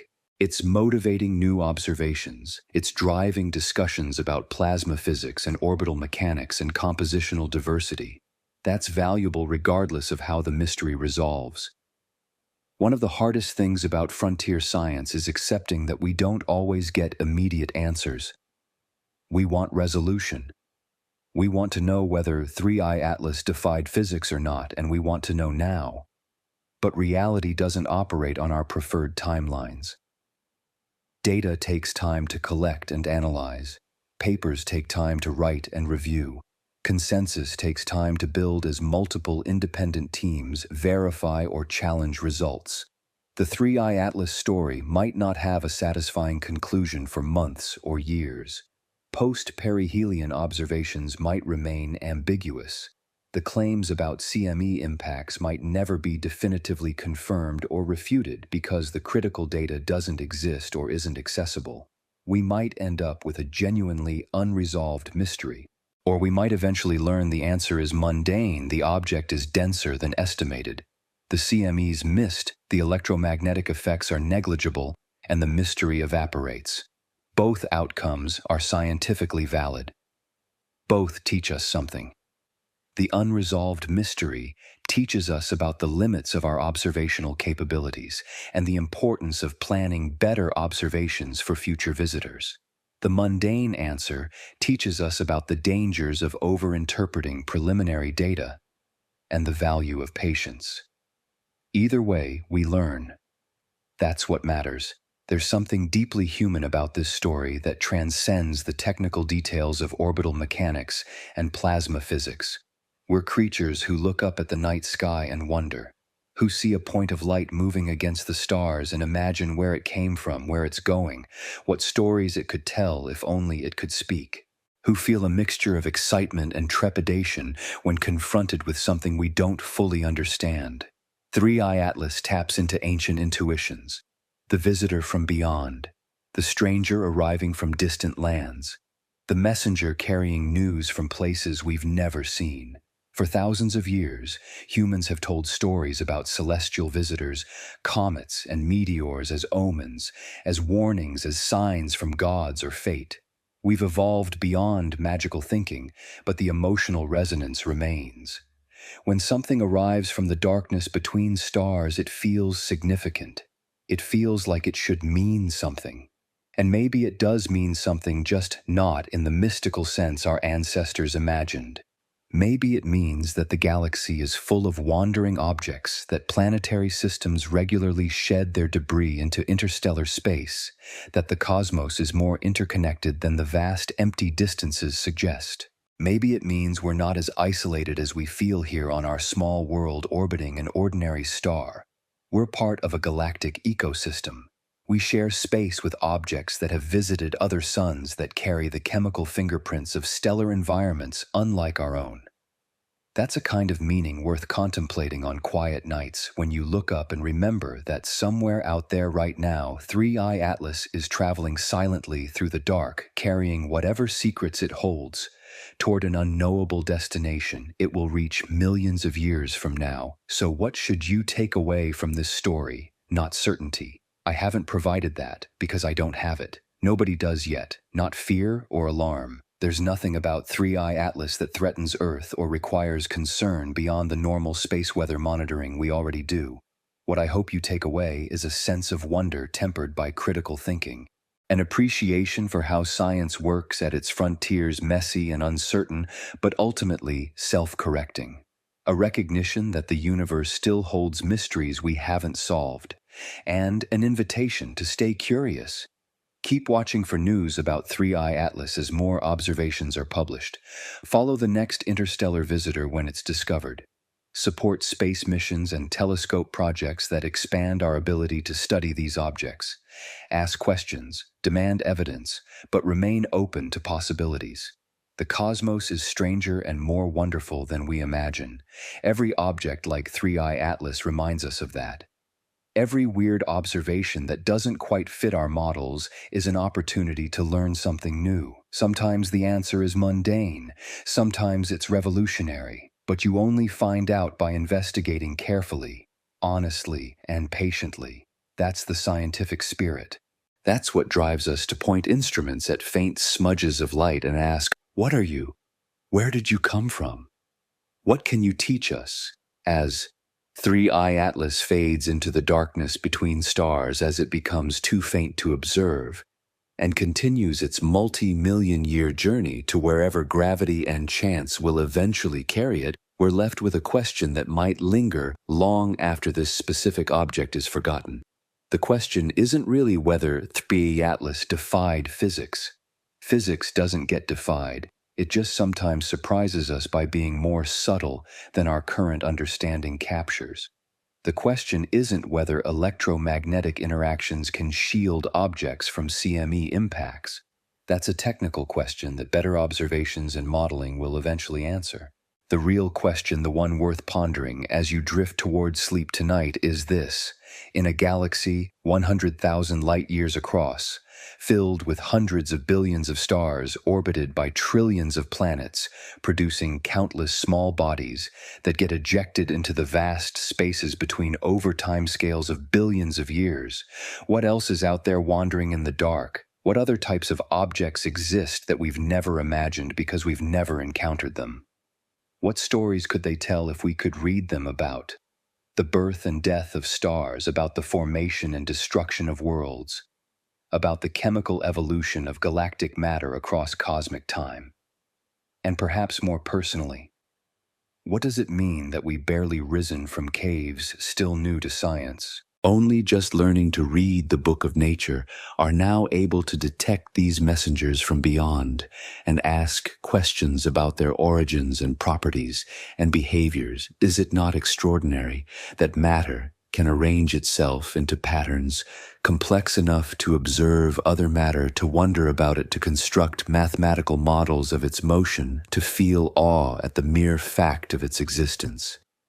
3I Atlas is a few kilometers of rock and ice following mathematical laws through space. But it's also a reminder, like every object in astronomy, like every phenomenon we study, that we live in a universe that's comprehensible, yet mysterious, governed by laws, yet full of surprises, vast beyond imagination, yet knowable through patient observation and careful thought. That's the real story here. Not whether one object did or didn't get deflected by solar storms, but that we're capable of noticing, measuring, wondering, and investigating. The universe doesn't wait for us to understand it before continuing its ancient dance, but it offers endless opportunities for those willing to watch and wonder. So keep looking up, keep asking questions, keep that sense of awe alive even as you sharpen your skepticism. Because somewhere out there, another visitor is already on its way, another mystery is approaching, another opportunity to learn something new about this strange, beautiful, sometimes confusing cosmos we call home. And when it arrives, when telescopes pick up that next faint moving point of light and calculations reveal it came from beyond, we'll gather our instruments and our curiosity and ask once again, what are you? What can you teach us? And how might you challenge what we thought we knew? That's the promise of interstellar visitors. That's the gift they bring from the darkness. Not answers necessarily, but better questions. And that might be even more valuable. The universe is vast. The mysteries are endless, and the journey of understanding has barely begun. Welcome to the frontier.